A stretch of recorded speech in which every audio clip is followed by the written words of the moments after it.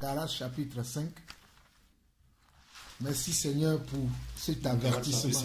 Oui, que cet avertissement que tu nous donnes encore. Galates chapitre 5. Nous allons voir quelque chose. Je disais tantôt que l'église, ce n'est pas ici.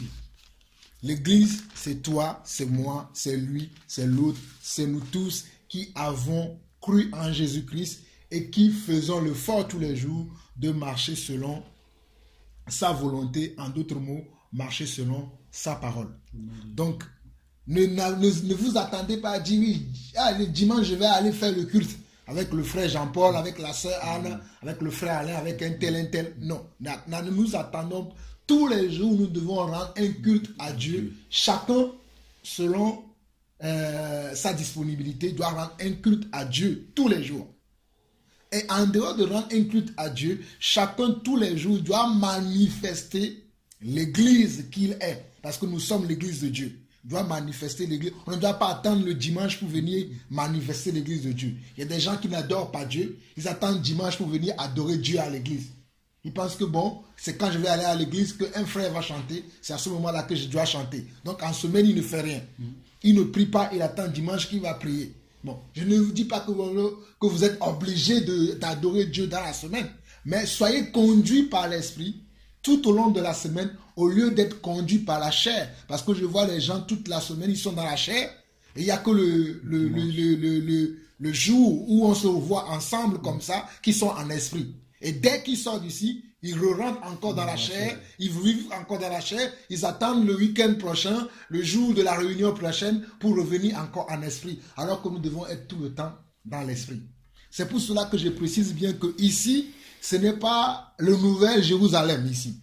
Ici, ce n'est pas le but final. Le but final, c'est le ciel. Ici, ce n'est qu'un passage que nous tous nous passons. Bientôt même, peut-être Dieu va fermer cette maison qui nous accueille. Comment on va faire? Il ne faut pas fermer. Si ça peut arriver que Dieu ferme cette maison ou que Dieu m'envoie ailleurs, Dieu envoie Patrick ailleurs. Vous allez faire comment? Donc, on doit comprendre que le but de Dieu, ce n'est pas qu'on soit là, oui, tous les dimanches, on chante, on glorifie Dieu, on partage, et puis chacun rentre chez lui. Non, ce n'est pas ça le but de Dieu. Le but de Dieu, c'est que, certes, on va partager, on va louer, on va glorifier, on va prier. Même quand on est chez nous, on doit toujours glorifier, prier et adorer Dieu et manifester quoi? La présence, la puissance, la gloire de Dieu partout où nous allons. C'est ça le but de Dieu.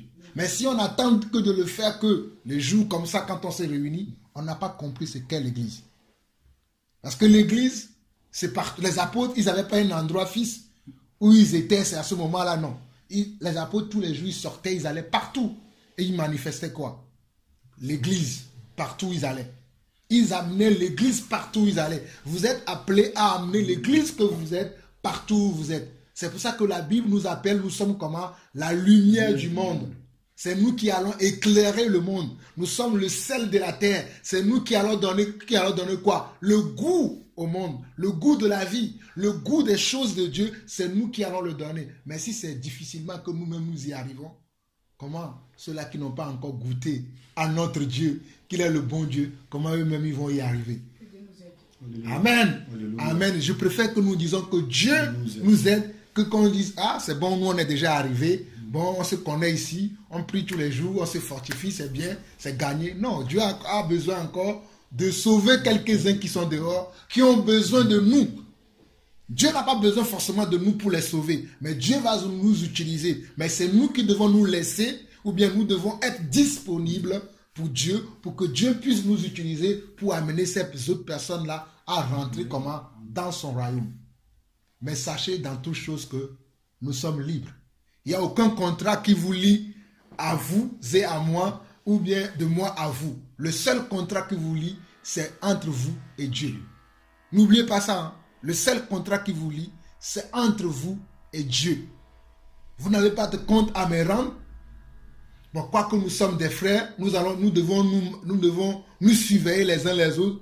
Dans le sens, quand je dis nous surveiller, qu'on puisse marcher selon quoi? Selon la parole. C'est ça juste le compte qu'on a. Si je vois que tel frère, telle sœur, vous voyez que moi-même je ne marche pas selon la parole, là vous avez aussi le devoir de m'avertir. Ah frère Jean-Paul, c'est vrai tu nous parles ici tous les jours, mais frère, ça là, tu as fait ça là, la Bible ne dit pas ça. Si vous ne le faites pas, Dieu vous demandera aussi des comptes. Hein. Hein? Non, je dis, je sais que vous allez faire, mais je vous dis, si un jour vous n'arrivez pas à faire ça, Dieu vous demandera des comptes. Là, vous avez vu le frère Jean-Paul, il a menti, vous l'avez laissé comme ça, vous avez eu peur. On ne doit pas avoir peur des hommes. Peu importe la grandeur de cet homme, peu importe la force, la puissance de cet homme, nous devons être capables d'amener cette personne à Dieu. Amen. Amen. Donc on va lire Galates chapitre 5 qui parle de ça, que c'est pour la liberté que Christ nous a affranchis. Galates 5 verset 1. Il dit que c'est pour la liberté que Christ nous a affranchis. Demeurez donc fermes et ne vous laissez pas mettre de nouveau sous le joug de la servitude. J'aimerais que vous sachiez, que vous et moi, que nous puissions graver ça dans notre cœur, que Christ nous a affranchis de tout esclavage. Quand je dis de tout esclavage, je dis de toute forme d'esclavage. Que ce soit l'esclavage dans la tête, l'esclavage physiquement. Dieu nous a affranchis. Un enfant de Dieu ne peut plus vivre dans l'esclavage, dans la servitude, parce que Dieu nous a affranchis. Maintenant, parfois, par l'épreuve, nous allons rentrer dans l'esclavage comme le peuple de Dieu a éprouvé son peuple lorsqu'ils étaient en esclavage en Égypte. Des fois, nous allons passer des épreuves comme ça, mais ça ne sera pas éternel. Ce sera des petits moments, par petit temps, où Dieu peut permettre que nous puissions passer par l'esclavage. Mais en vérité, nous sommes libres. Amen. Amen. Maintenant, si je continue vers le verset 11 de ce même chapitre de Galates, chapitre 5, on nous dit, pour moi, frère, si je prêche encore la circoncision, pourquoi suis-je encore persécuté? Le scandale de la croix est donc aboli. Puisse-t-il être retranché ceux qui mettent le trouble parmi vous. Frères, vous avez été appelés à la liberté. Frères, vous avez été appelés à la liberté. Seulement, ne faites pas de cette liberté un prétexte de vivre selon la chair. Mais rendez-vous par amour, serviteurs les uns des autres. Amen. Amen. Amen. Amen. Moi, je suis content que je vois ça déjà chez nous ici. Alléluia. Ça fait 16 ans que je suis dans le Seigneur. 16 ans aussi que, ça fait plus de 16 ans que je suis dans le Seigneur, mais au moins ça fait 16 ans que je peux dire, pour être plus précis, ça fait 14 ans que j'ai commencé à servir le Seigneur.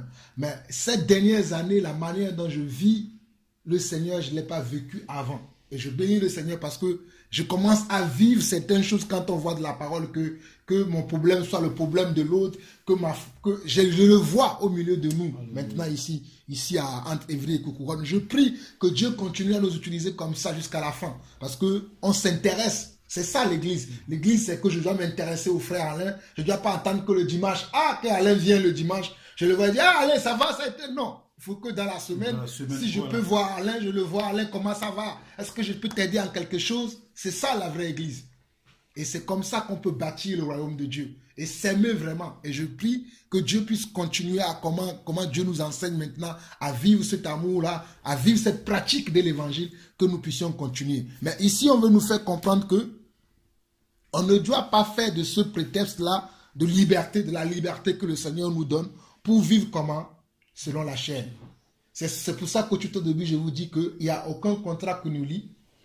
Mais nous ne devons pas sortir d'ici spirituel et après vivre dans la chair, attendre le dimanche prochain pour revenir et encore vivre le spirituel et après repartir encore vivre dans la chair. Mais nous devons en tout temps, à tout moment et en toutes circonstances vivre dans l'esprit. C'est ce que Paul veut dire ici. Il dit, puisqu'il est retranché, ceux qui mettent le trouble parmi vous. S'il y a des gens qui mettent le trouble parmi nous, c'est là où vous allez voir qu'on va dire que nous sommes méchants. Mais on va les retrancher parce que nous ne voulons pas qu'il y ait des troubles au milieu de nous. Nous voulons la paix parce que nous sommes des semeurs de paix. Nous sommes des porteurs de paix. Nous apportons un évangile de paix. Donc s'il y a des gens qui amènent le trouble au milieu de nous, nous allons les retrancher. Mais nous-mêmes, nous devons comprendre que nous sommes appelés à la liberté, mais nous ne faisons pas de cette liberté un prétexte pour vivre selon la chair, un prétexte pour vivre dans l'hypocrisie, un prétexte pour vivre dans le mensonge, un prétexte pour vivre dans la chair. Faisons un effort, chacun, je dis bien chacun individuellement, de vivre tous les jours dans l'esprit. Quand bien même que le frère Alain ne sera pas là, la sœur Anne ne sera pas là, le frère Patrick ne sera pas là, le frère Pierre-Yves ne sera pas là, un tel ne sera pas là, même nous-mêmes, nous disons nous que Dieu est avec nous, que Dieu nous regarde, donc nous faisons un effort de vivre comme si Dieu était... Bon, c'est pas comme si Dieu il est là. Toujours. Je ne vais pas dire comme si... Non, il est là. Toujours. Vivons que quand je fais quelque chose là, mon Dieu, il me regarde. Si je fais bien, il va me pointer, il va cocher. Si je fais mal, il va aussi cocher. Que Dieu nous regarde, soyons conscients de cela. Parce que des fois, nous avons tendance à oublier, bon, comme le frère Alain n'est pas ici, la soeur Anne ne me voit pas, bon, c'est pas grave, personne ne me voit, je pêche. Ouais. Mais Dieu, lui, il est là. Il est là. Lui, il te voit. Le Créateur, là. Amen. C'est lui devant qui on doit rendre compte. Lui, il t'a vu. C'est vrai que Anne ne t'a pas vu, Jean-Paul ne t'a pas vu, pour te demander pourquoi tu as fait ça, mais lui, il t'a vu. Soyons conscients de cela. Amen. Que Dieu vous bénisse. Je ne sais pas si quelqu'un a un commentaire à faire avant que nous puissions commencer le partage que Dieu a mis dans mon cœur aujourd'hui. Aujourd'hui, nous allons partager le livre de Daniel, Daniel chapitre 1. Mais je ne sais pas si quelqu'un a un commentaire à faire. Si, selon, hein, toujours... Bon, moi, je voulais ajouter juste... Allez-y, mon frère. Ce que tu disais au début, que vraiment, nous devons nous efforcer parce que le Seigneur, en fait, le but pour lequel le Seigneur nous utilise, ou pour lequel le Seigneur permet qu'il y ait ces réunions, que ce soit ici ou ailleurs, ou dehors, ou... Par exemple, on peut aller dehors, un jour il fait chaud, on peut être ici, un jour il fait moins bon, voilà. Peu importe, parce que l'église, ce n'est pas un lieu, ce n'est pas un endroit, mais maintenant que nous sommes renouvelés, nous comprenons que l'église, c'est toutes les personnes individuellement qui ont accepté Jésus-Christ dans leur vie comme Seigneur et Sauveur et qui ont décidé de porter leur croix jusqu'à la fin des jours. Et le but, moi je pense que c'est le but du Seigneur, comme on voit les apôtres, c'est que chacun puisse grandir spirituellement. Bien sûr, le Seigneur a établi des ministères pour que nous puissions recevoir la semence de Dieu, grandir et pouvoir aussi aller faire de chaque personne aussi des disciples. Donc moi je pense que c'est vraiment ça le but du Seigneur, le but final. C'est pas qu'on soit là tout le temps comme ils disent dans le système, parce que c'est pas marqué dans la Bible, des bébés spirituels à toujours recevoir, en être au lait. Non. Parce que le but, c'est pas d'être un lait, mais le but, c'est de grandir. Et que demain, je vois le frère Alain, il me dise, bon, moi, je crois que tu m'as dit que tu habitais dans le 78, non? Tu me dis, là, je suis en train j'ai évangélisé, je suis en train de former certains frères dans le 78. Que Pierre-Yves, s'il va dans le 94, il dit, là, je suis en train de former tant, il y a tel frère. Que Jean-Paul aussi. Voilà, c'est... En fait, pour moi, c'est ça le but. Même si nous ne sommes pas tous appelés au ministère, mais nous devons avoir quand même une certaine connaissance qui fait que voilà ce que le Seigneur a dit, qu'on puisse le mettre en pratique. Quand il dit allez, faites de toutes les nations des disciples. Donc, vu que nous sommes disciples, je pense qu'on peut aussi faire, dès lors où nous sommes des disciples et que nous avons reçu la connaissance, nous pouvons aussi avoir la capacité d'aller aussi faire d'autres disciples. Parce que le but, c'est de remplir le royaume de Dieu et ne pas remplir une maison. Il n'y a pas de sens en fait. Sinon, on reproduit la religion et c'est pas ce à quoi on est appelé. Donc, voilà ce que je voulais rajouter par rapport à ce que Jean-Paul disait au commencement. Donc, que le Seigneur soit béni. En tout cas, moi, c'est avec une joie que je vous reçois. Parce que je vois que la main du Seigneur vraiment n'est pas trop courte. Vraiment pour vous toucher. Et surtout le témoignage que vous avez fait jusqu'à aujourd'hui encore, c'est resté dans mon cœur et ça m'encourage en fait. Ça nous fortifie et ça nous montre que voilà, que le Seigneur vraiment touche partout où il veut. Touche partout. En fait. Voilà, lors où le cœur est disposé et que les personnes veulent réellement chercher la parole pure et la parole non frelatée, non diluée, le Seigneur lui travaille. Hein. Nous ne nous attendons pas à quand nous parlons ou quand le frère parle ou quand voilà, nous commentons même quelque chose que nous n'attendons pas à ce que ça puisse toucher quelqu'un en Belgique. Mais le Seigneur lui-même fait son œuvre, quoi. Le Seigneur lui-même fait son œuvre. Donc gloire à Dieu et poursuivons. Ce que je lui ai ajouté. Amen. Amen. Amen. ajouter un peu. Ah. Oui, vas-y, ma soeur. Comme le frère Jean-Paul a dit au début qu'on doit aller aussi chez les... Mais je crois que chaque chose a son temps. Oui, bien Parce sûr. que si l'esprit, comme on vient de dire, si l'esprit ne te guide pas, tu ne peux pas te lever aussi. Non, bien sûr. Et si l'esprit te dit parle, tu parles. Tu parles, hein. Pour moi, où je vais, parce que C'est le travail. Dieu m'a donné un travail que vraiment je suis content parce que dans ce travail-là, dans les familles où je rentre là, il me permet de parler aux personnes qui n'ont jamais entendu ce que Jésus-Christ a fait pour eux à la croix. Alléluia. Tu vois? Donc chaque chose a son temps. Même hier avant, quand je suis partie chez la dame, elle est antillaise, elle est handicapée. Quand je suis arrivée, j'ai dit, mais elle dit non, aujourd'hui la maison est propre, il faut t'asseoir. Je vais te demander quelque chose que je ne comprends pas dans la Bible. Je dis, gloire à Dieu. Je n'ai pas travaillé. On a lu la Bible, nous deux. Elle m'a posé des questions, on a prié d'abord, puis je lui ai dit. Parce que dans son cœur, elle dit que son mari l'a fait du mal et puis elle n'arrive pas à pardonner. Donc Dieu me donne les passages de pardon. Il dit, vas-y, ça ne vient pas de moi. Mais il faut pardonner parce que si tu ne pardonnes pas, le Père non plus ne peut pas te pardonner. Même si tu es bon, tu donnes. Mais le fait de ne pas pardonner, là, on ne sait jamais.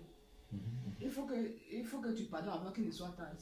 Je crois qu'elle a compris parce qu'avant la mort, il faut qu'elle pardonne. Parce qu'elle ne parle pas qu'elle meurt. Et donc Dieu permet certaines choses aussi. Ce n'est pas seulement ici, mais ce n'est pas au dehors. Mais dans ton lieu de travail aussi, Dieu permet d'annoncer aussi la parole.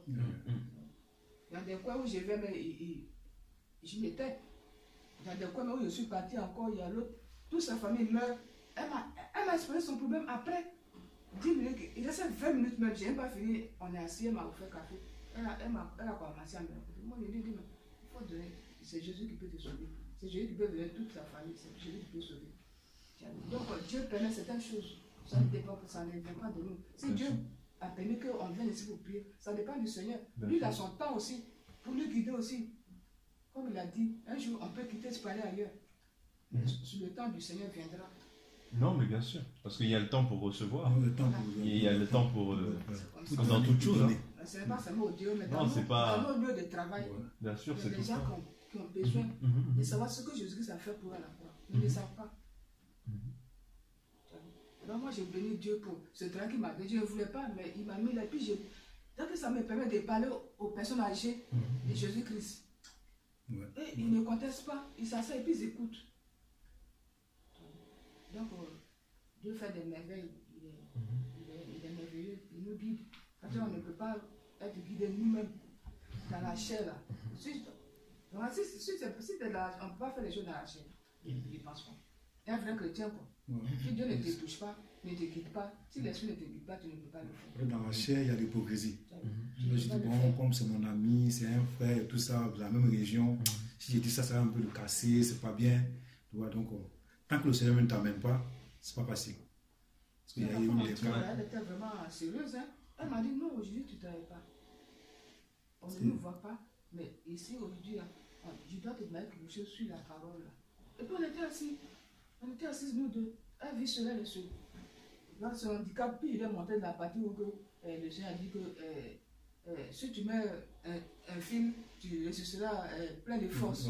Lui, elle monté ça, elle a lu. Tu es content. Tu as vu? Elle pense qu'avec son handicap, c'est fini pour elle. Non, c'est pas fini. Hein. Tu peux rester là, mais si tu donnes ta vie à Jésus, que tu meurs, voilà, c'est là que ça s'est passé. Amen. Donc les gens, ils en ont besoin. Bien sûr, ils en ont besoin. Elle voulait même plus que j'ai pas dit, mais non, moi je dois aller ailleurs. Non, mais parce que les gens, quand tu leur parles du Seigneur, quand c'est vraiment quand c'est conduit par le Seigneur, toi-même tu es là. Parce que moi aussi j'ai cette expérience la semaine de travail.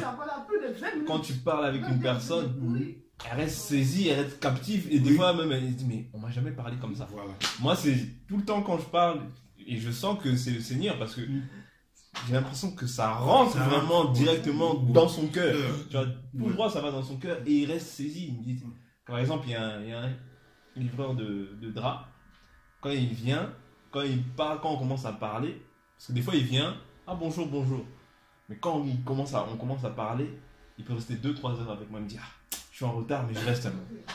Parce que j'ai envie de parler, vraiment ça me fait du bien. Il me dit, ça me fait du bien, quand tu me parles, ça me fait du bien. Il doit avoir 40 ans. Il me dit, ça me fait du bien, quand tu me parles, ça me fait du bien. Je dis, non, c'est le Seigneur qui parle. Parce que si je commence à me glorifier, qu'est-ce que je suis? Moi, j'ai pas de sens, moi je ne suis rien. Et Il me dit, ça me fait du bien quand tu me parles. Il me dit, ça me fait du bien. Ça me fait du bien. Et je sens que là, c'est le Seigneur qui est en train de travailler dans sa vie. Parce que bon, le gars, il est d'un arrière-plan catholique et tout.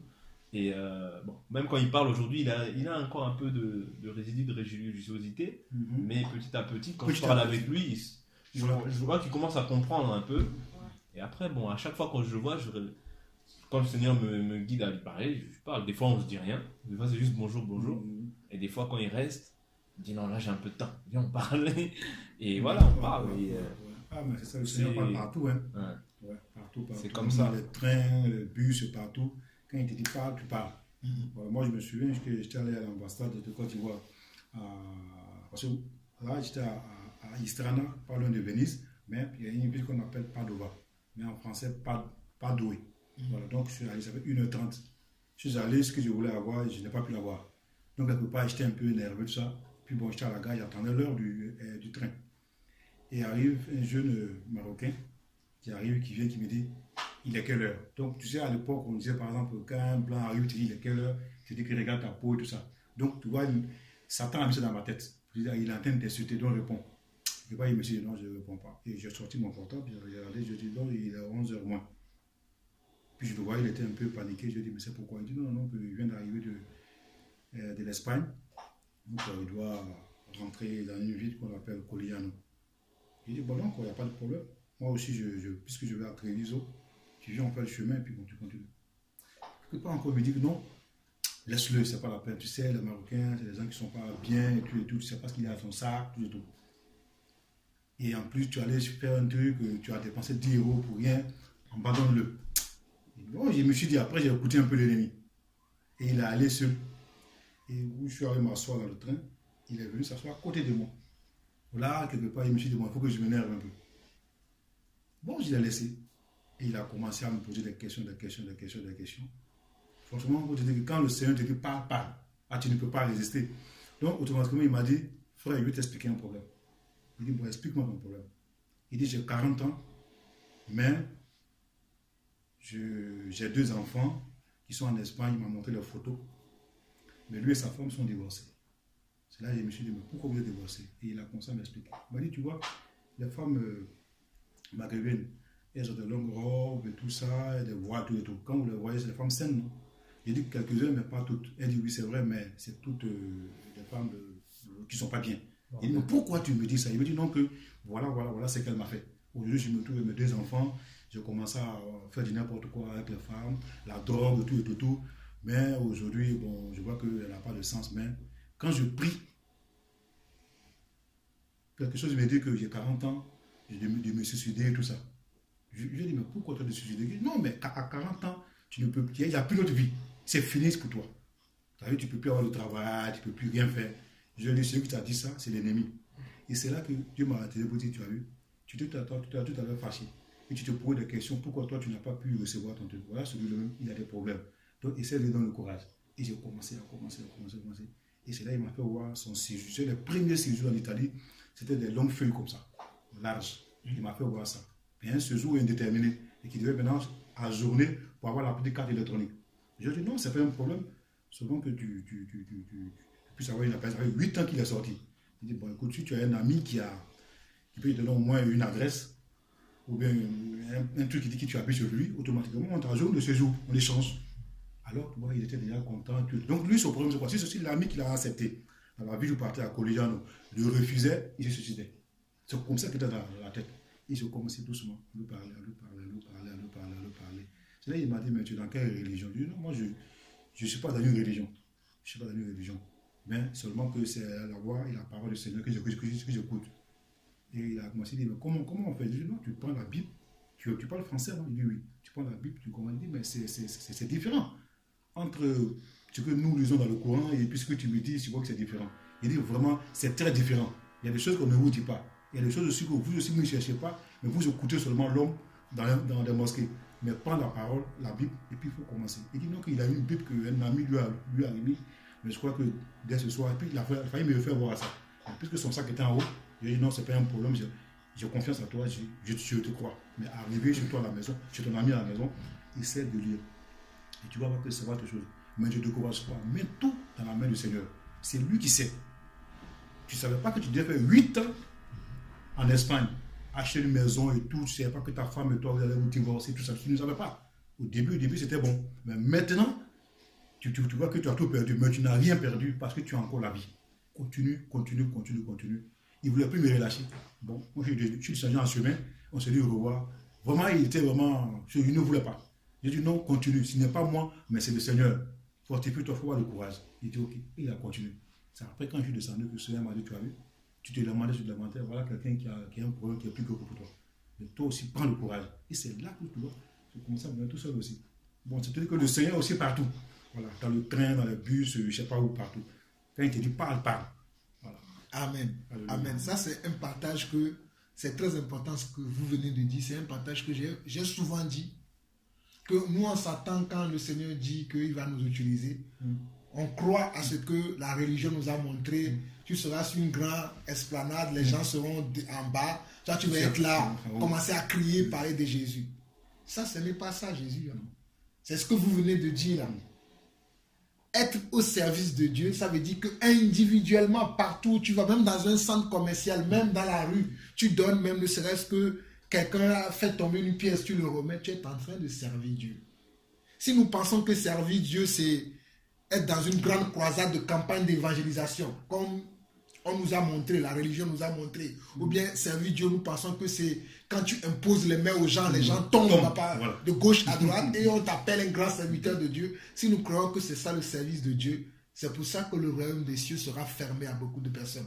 Parce que Dieu va leur dire, j'ai voulu t'utiliser, mais c'est toi qui n'as jamais voulu. Je t'ai dit d'aller parler à telle personne, mais tu ne l'as jamais fait. Je t'ai dit d'aller dire telle chose à quelqu'un, mais tu ne l'as jamais fait. Parce que tu as une mauvaise compréhension de Dieu, une mauvaise perception de Dieu.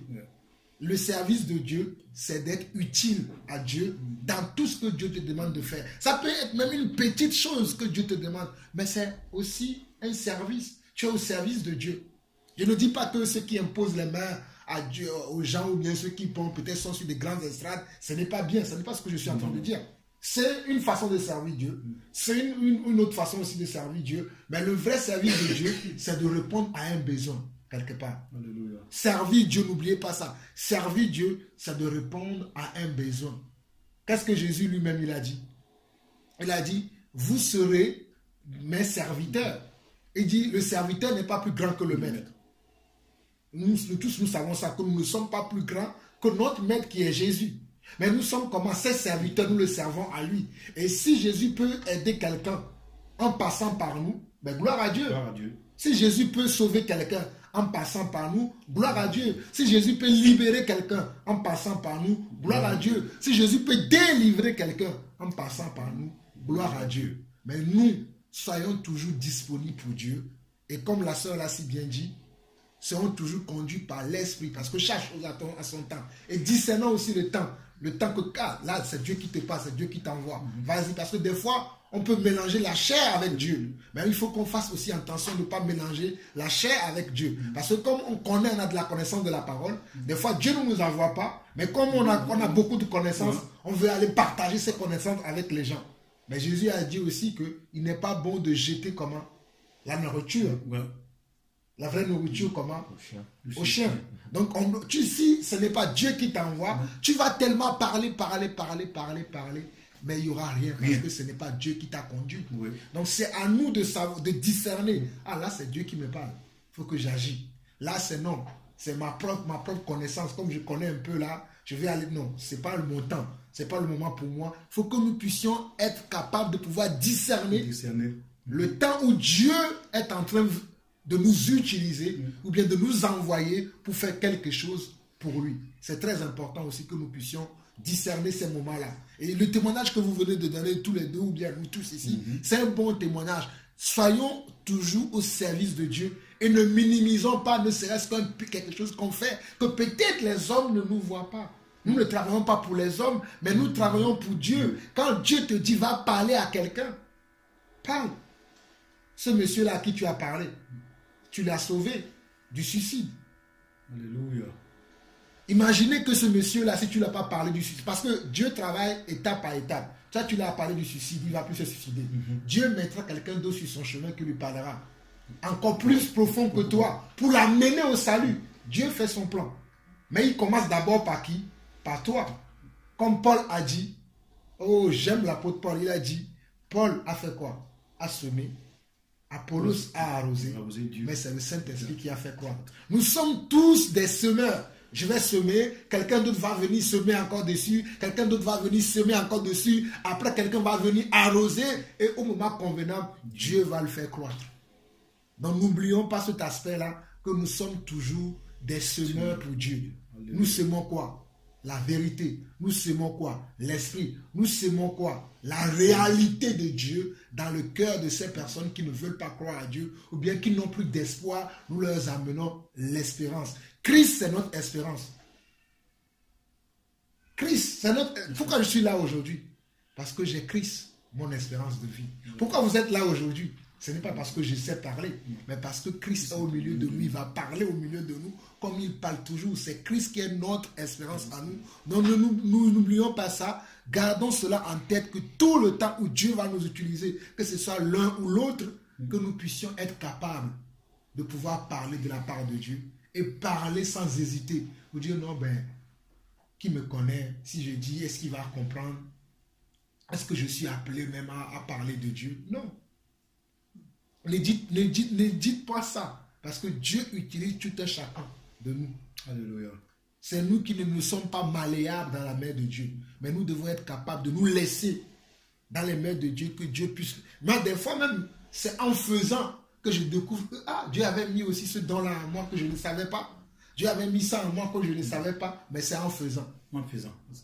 Que je me dis, je ne savais pas que Dieu avait mis ça en moi. Je savais pas. C'est comme si c'était cette semaine. Je parlais avec la sœur de Belgique et en parlant avec elle, je venais de dire quelque chose et que Dieu m'a ouvert l'esprit. Tout de suite, il m'a dit ce que tu viens de dire là. Il y a des années, tu ne disais pas ça. Mais c'est parce que en parlant avec elle, je t'ouvre l'esprit maintenant pour que tu comprennes que ce que tu as lu depuis des années, tu avais déjà la signification. Mais c'est en parlant. Et si je n'avais pas ouvert ma bouche ce jour-là pour parler, est-ce que Dieu pourrait plus me révéler ça? Non. Mais c'est quand j'ai ouvert la bouche pour parler et que je répondais aux questions de la sœur en question, c'est là où Dieu m'a donné encore davantage à comprendre beaucoup de choses. On parlait de quoi? On parlait du livre de l'Apocalypse. Que la sœur a posé la question dans la réunion qu'on faisait il y a une semaine, où il disait que qu'est-ce que cela veut dire, le cheval blanc, le cheval noir, le cheval ceci. Et la sœur m'a posé cette question. Et moi j'avais compris cette question-là d'une manière de l'époque où je n'avais jamais partagé avec quelqu'un. Mais quand la sœur m'a posé la question, elle m'a dit non, moi je veux comprendre ça. Et je commençais à lui expliquer que non. Tu sais, le cheval blanc ou le cheval noir dans le livre d'Apocalypse parle, les gens, il y a certaines personnes qui s'attendent aujourd'hui à voir des chevaux. Des chevaux. À voir des chevaux que le Seigneur va libérer. Mais que le Seigneur a déjà libéré ces chevaux-là. Et ces chevaux, ce ne sont pas des chevaux qu'on va voir comme on voit le cheval là, mais ce sont la mentalité, la façon de faire des gens, les esprits qui conduisent les gens. C'est ces esprits-là que nous allons voir, qui vont agir. Et je lui donne un exemple, je dis, tu vois le mot sexualité aujourd'hui, ça vient de l'esprit d'un cheval. Quand je dis d'un cheval, du livre d'Apocalypse que le Seigneur a libéré, qui a amené cet esprit-là dans le cœur des gens, qui commencent à aimer l'homosexualité, et il y a des gens même qui se marient, tu vois des gens qui acceptent cette pensée-là, c'est le cheval-là que Dieu a dit que Dieu a déjà libéré, qui est en train d'agir déjà. Mais si les gens attendent encore qu'ils vont voir le cheval noir a été déjà libéré depuis des années. Et c'est cet esprit-là qui est derrière ce cheval-là, qui est en train de donner. Et pendant que je parlais, Dieu me parle du rêve de Joseph, il me dit, ce que tu viens de dire là, c'est ça exactement. En séance, en parlant, je me dis, regarde, quand j'ai montré le rêve à Joseph, vous savez que Joseph avait vu quoi? Avait vu une vache maigre. Et il avait vu aussi une vache grasse. Mais Joseph ne comprenait pas ce que ça veut dire. C'est ça, je dis Joseph. Le pharaon ne comprenait pas ce que cela veut dire. Mais lorsqu'il avait parlé à Joseph, Dieu avait donné l'explication comment à Joseph. Mais qu'est-ce qu'une vache grasse a avec le temps? Mais le Seigneur va révéler à Joseph que la vache grasse que tu as vue, c'est un temps qui va y arriver il y aura comment? La famine. Et la grâce que tu as vue, c'est un temps qui va y arriver, il y aura de l'abondance. Waouh! Quand Dieu m'a fait voir ça, j'ai dit, ah Seigneur, tu étais... Dans ma tête, hein, je ne disais pas ça à la scène, mais dans ma tête, je dis, merci Seigneur parce que tu te révèles de jour en jour. Alléluia. Donc, on voit que Dieu parle tantôt d'une manière et c'est nous qui ne la comprenons pas. Nous voulons nous comprendre dans l'intellect, nous comprendre selon le monde, alors que Dieu nous parle avec des méthodes, ou bien Dieu nous parle avec de la sagesse. Et nous devons nous attirer à comprendre la sagesse de Dieu. Donc, faisons attention de comprendre la sagesse de Dieu. Et surtout quand Dieu veut nous utiliser, laissons-nous à Dieu. Parce que Dieu veut vraiment faire de belles choses avec chacun d'entre nous. Mais Dieu veut simplement voir notre foi, notre disponibilité et comment nous nous appliquons à lui faire plaisir. Amen. Amen. Amen. Donc, on avait dit qu'on va partager Daniel chapitre 1. Mais avant de lire Daniel, le chapitre 1, on va lire Matthieu chapitre 24, verset 42. Amen. Matthieu chapitre 24, verset 42 à 46. Ou même au verset 50. Matthieu 24. Matthieu 24, verset 42 jusqu'au verset 50. Il dit, veillez donc puisque vous ne savez pas quel jour votre Seigneur viendra. Sachez-le bien, si le maître de la maison savait à quelle veille de la nuit le voleur doit venir, il veillerait et ne laisserait pas percer sa maison. C'est le Seigneur Jésus qui donne cette parabole. Il dit, veillez donc puisque vous ne savez pas quel jour votre Seigneur viendra. Cette parole nous concerne encore aujourd'hui. Vous et moi, nous ne savons pas quel jour précisément, exactement, que le Seigneur notre Dieu reviendra. Nous ne le savons pas. Mais nous savons quand même qu'il va revenir. Mais nous ne savons pas quel jour. Nous savons qu'il était là dans le monde il y a quelques années. Mais nous ne savons pas quel jour il reviendra. Ça, vous et moi, nous le savons. Mais il nous dit comment? Veillez donc, puisque vous ne savez pas. Comme on ne sait pas, il nous dit veillez. C'est-à-dire, soyez en alerte. Soyez comment? En alerte par rapport à mon prochain retour. Amen. Amen. Je continue. Verset 44. Il dit, c'est pourquoi vous aussi, tenez-vous prêts, car le Fils de l'homme viendra à l'heure où vous n'y penserez pas. Jésus disait encore que veillez, vous qui m'écoutez, car vous ne savez pas quand est-ce que je reviendrai. Veillez. On est d'accord. Il dit maintenant, quel est donc le serviteur fidèle? Qu'est-ce que Dieu cherche? Des serviteurs fidèles. N'oubliez pas ça. Dieu cherche comment? Des serviteurs fidèles. Dieu ne veut pas des serviteurs infidèles, mais Dieu cherche des serviteurs fidèles. Je prie que vous et moi, nous serons fidèles, non pas à un homme, mais que nous serons fidèles à Dieu jusqu'à la fin des temps. J'ai été fidèle à des hommes, mais je bénis le Seigneur que Dieu m'a fait comprendre que au lieu d'être fidèle à lui, moi j'ai été fidèle aux hommes. Donc c'est pour ça que maintenant je me force, je me tue à être fidèle à Dieu et non fidèle aux hommes. Parce que l'homme me décevra toujours, mais Dieu ne me décevra pas. L'homme me tournera toujours le dos, et l'homme m'a toujours tourné le dos, mais Dieu ne me tourne jamais le dos. C'est très important ce que je suis en train de dire. Nous devons être fidèles à qui? À Dieu. À Dieu. Nous ne devons pas être fidèles à cette maison qui nous reçoit. Quand bien même quand on est ici, on est dans la paix, on mange bien, on boit, on est libre. Mais nous devons être fidèles à qui? À Dieu. À Dieu. La fidélité de Dieu. Aujourd'hui, les hommes ne sont plus fidèles à Dieu. Ils sont fidèles entre eux-mêmes. Mais ils ne sont plus fidèles à Dieu. Ils ne sont plus fidèles à la parole de Dieu. Ils ne sont plus fidèles à l'Esprit de Dieu. Ils ne sont plus fidèles aux engagements qu'ils ont tenus à Dieu. Ils ont dit, Seigneur, oui, je vais te suivre, je vais t'adorer. À peine ils ont fait 2 mois, 2 ans, 3 ans, ils ont oublié leur Seigneur. Mais ils sont fidèles entre eux. Ils se supportent entre eux, ils s'applaudissent entre eux, ils s'honorent entre eux, mais ils n'honorent plus celui qui doit être honoré. Oh Seigneur, s'il te plaît, pardonne-nous, papa. Nous devons honorer Dieu.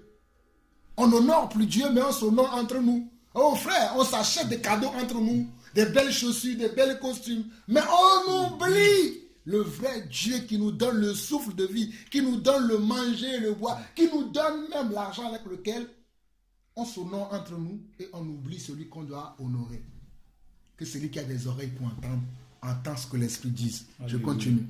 Je ne sais pas pourquoi j'ai dit ça, mais c'était le Seigneur qui m'a conduit. Heureux ce serviteur que son maître à son arrivée trouvera faisant ainsi. On nous dit, heureux ce serviteur que son maître a... Ah non, on était au verset 45, on n'avait pas fini. Quel est donc le serviteur fidèle et prudent que son maître a établi sur ces gens pour leur donner la nourriture au temps convenable? Pour leur donner quoi? La nourriture au temps convenable. Aujourd'hui, nous allons parler d'une nourriture. Daniel chapitre 1 parle de nourriture. Nous allons parler de la nourriture convenable. Pour leur donner la nourriture au temps convenable. Aujourd'hui, nous écoutons la nourriture ici. Elle représente quoi? Elle représente la parole de Dieu. La nourriture ici représente quoi? Elle représente l'Esprit de Dieu. La nourriture ici représente quoi? Elle représente les desseins de Dieu. Mais aujourd'hui, est-ce que quand nous écoutons la parole de Dieu, venant même de moi, Jean-Paul Lawson, est-ce que vous voyez les desseins de Dieu là-dedans? Si vous ne voyez pas les desseins de Dieu là-dedans, il y a un problème. Ça veut dire que je ne suis pas un serviteur fidèle. Ça veut dire que toute personne que vous écoutez dans ses propos, dans ses paroles, dans ses interventions, si vous ne trouvez pas la fidélité de Dieu dans ses paroles, ça veut dire que cette personne-là n'est pas comment? N'est pas fidèle. Si vous ne trouvez pas que la nourriture est convenable, et Dieu veut qu'on donne à chacun d'entre nous comment? La nourriture qui est convenable. Et il va dire, heureux ce serviteur que son maître à son arrivée trouvera faisant ainsi. Heureux ce serviteur qui va venir valider. Est-ce que c'est les hommes qui vont valider? Non. Mais c'est le Seigneur qui va valider. Je dis, pourquoi je dis ça? Les hommes peuvent nous valider sur la terre. Tu es un bon prédicateur de Dieu. Tu es un bon frère. Tu es une bonne sœur. Je t'aime beaucoup. Mais est-ce que Dieu dit cela aussi à ton sujet? Est-ce que Dieu pense également ça de ton sujet? Si Dieu ne pense pas également cela, mon frère, tu as vraiment des choses à régulariser dans ta vie. Je continue. Je vous le dis en vérité, il établira sur tous ses biens. Mais si c'est un méchant serviteur qui dit en lui-même, mon maître tarde à venir, s'il se met à battre ses compagnons, s'il mange et boit avec les ivrognes, le maître de ses serviteurs viendra le jour où il ne s'y attend pas et à l'heure qu'il ne connaît pas. Il le mettra en pièces et lui donnera sa part avec les hypocrites. C'est là où il y aura des pleurs et des grincements de dents. Donc si nous-mêmes, nous trompons nous-mêmes par des raisonnements. Oui, parce que c'est pour ça que tout à l'heure, en commençant, j'ai dit, le but, ce n'est pas qu'on soit là. Ici, tous les dimanches, oui, on prie, on partage, on glorifie le Seigneur, ceci ou cela. Non, le but, c'est que chacun, où que nous soyons la lumière du monde. Où que nous soyons le sel de la terre, où que nous soyons l'église de Dieu, où que nous soyons, qu'on puisse voir Dieu en nous, qu'on n'attend pas que quand on est ici, là, qu'on ait des paroles mielleuses, oui, comme je parle là. Vous savez comment j'ai vécu cette semaine? Mais Dieu, lui, sait. Est-ce que quand je parle comme ça, tout au long de cette semaine-là, est-ce que j'ai fait ce que je suis en train de dire là? Est-ce que je l'ai fait tout au long de cette semaine lorsque je suis en dehors de vous là? Vous n'étiez pas avec moi. Est-ce que je vivais cela? Si je ne le vis pas et que je suis en train de parler comme ça là, Dieu dans le ciel est en train de dire, regardez-moi cet hypocrite là. Le feu est sur ton pied, tu ne le sais pas. Tu vas bientôt aller dans le feu. Et beaucoup actuellement sont en train de vivre ça. Mais ils pensent qu'ils sont dans la volonté de Dieu. Je prie que le Seigneur puisse nous faire grâce. Que nous qui sommes ici, nous puissions comprendre que Dieu veut également nous sauver. Dieu veut nous faire du bien. Dieu veut nous restaurer. Dieu veut nous amener dans sa volonté. Mais Dieu veut quand même que nous soyons fidèles. Que nous marchions dans la fidélité. Que nous soyons des personnes capables de donner la bonne nourriture. Pas une nourriture fleuratée. Pas une nourriture empoisonnée. Pas une nourriture qui est, comment je peux dire ça? Pas une nourriture qui est gâtée. Pas une nourriture qui est fermentée. Vous savez, quand tu fais une nourriture qui date de plus de 2 semaines, 3 semaines, ça ne devient plus bon à manger. Et voilà. Et aujourd'hui, les gens donnent des nourritures de 2 semaines, de 300 ans. Les nourritures qui ne sont plus d'actualité. Alors que Dieu veut s'adresser à son peuple tous les jours. Dieu a des messages tous les jours. Mais on veut donner toujours des nourritures d'hier. Mais ma Bible me dit que heureux ce serviteur que son maître, à son arrivée, trouvera faisant ainsi. Faisant quoi? En donnant la nourriture au temps convenable. Donc allons dans Daniel chapitre 1, vous allez comprendre pourquoi je parle de la nourriture convenable. Parce qu'il y a une nourriture qu'on doit donner. Et ce matin, je veux parler de la nourriture. Ce n'est pas ce matin, on est déjà l'après-midi. Il est presque 15h30 dans ma montre. Je ne sais pas quelle heure il est dans la montre de Dieu. Oh, si Dieu peut me faire voir l'heure qui est dans sa montre, je serai très content. L'heure qui est dans la montre de Dieu, parce que Dieu revient très bientôt.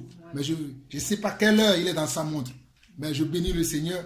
Déjà qu'il me préserve du monde. Daniel chapitre 1. On nous dit la 3e année du règne de Joachim, roi de Juda. Nebuchadnezzar, roi de Babylone, marcha contre Jérusalem et l'assiégea. Oh, c'est terrible. On commence avec une mauvaise nouvelle.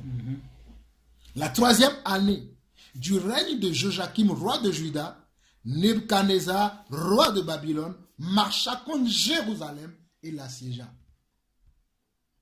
Déjà, jusqu'à ce verset-là, on doit s'arrêter pour comprendre c'est quoi Jérusalem, c'est quoi Nebuchadnezzar, c'est quoi Babylone, qu'est-ce que cela veut dire assiéger.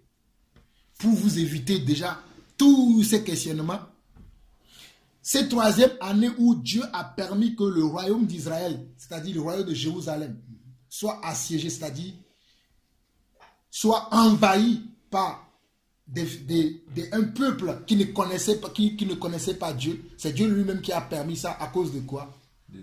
À cause de la désobéissance de son peuple. Dieu a permis, à cause de la désobéissance de son peuple, que son peuple puisse vivre comment? En esclavage. Pour que son peuple soit comment? Dans l'esclavagisme. Amen. On continue. Le Seigneur livra entre ses mains Joachim, roi de Juda, et une partie des ustensiles de la maison de Dieu. Donc vous comprenez que vous et moi, si nous permettons de vivre dans le péché, qu'est-ce que Dieu va permettre? Dieu va nous laisser. On va aller vivre l'esclavage. On va être assiégé par les impies. On va être assiégé par ce monde. Donc si nous ne voulons pas être assiégés par ce monde, nous devons vivre comment? Dans la volonté de Dieu. Nous continuons.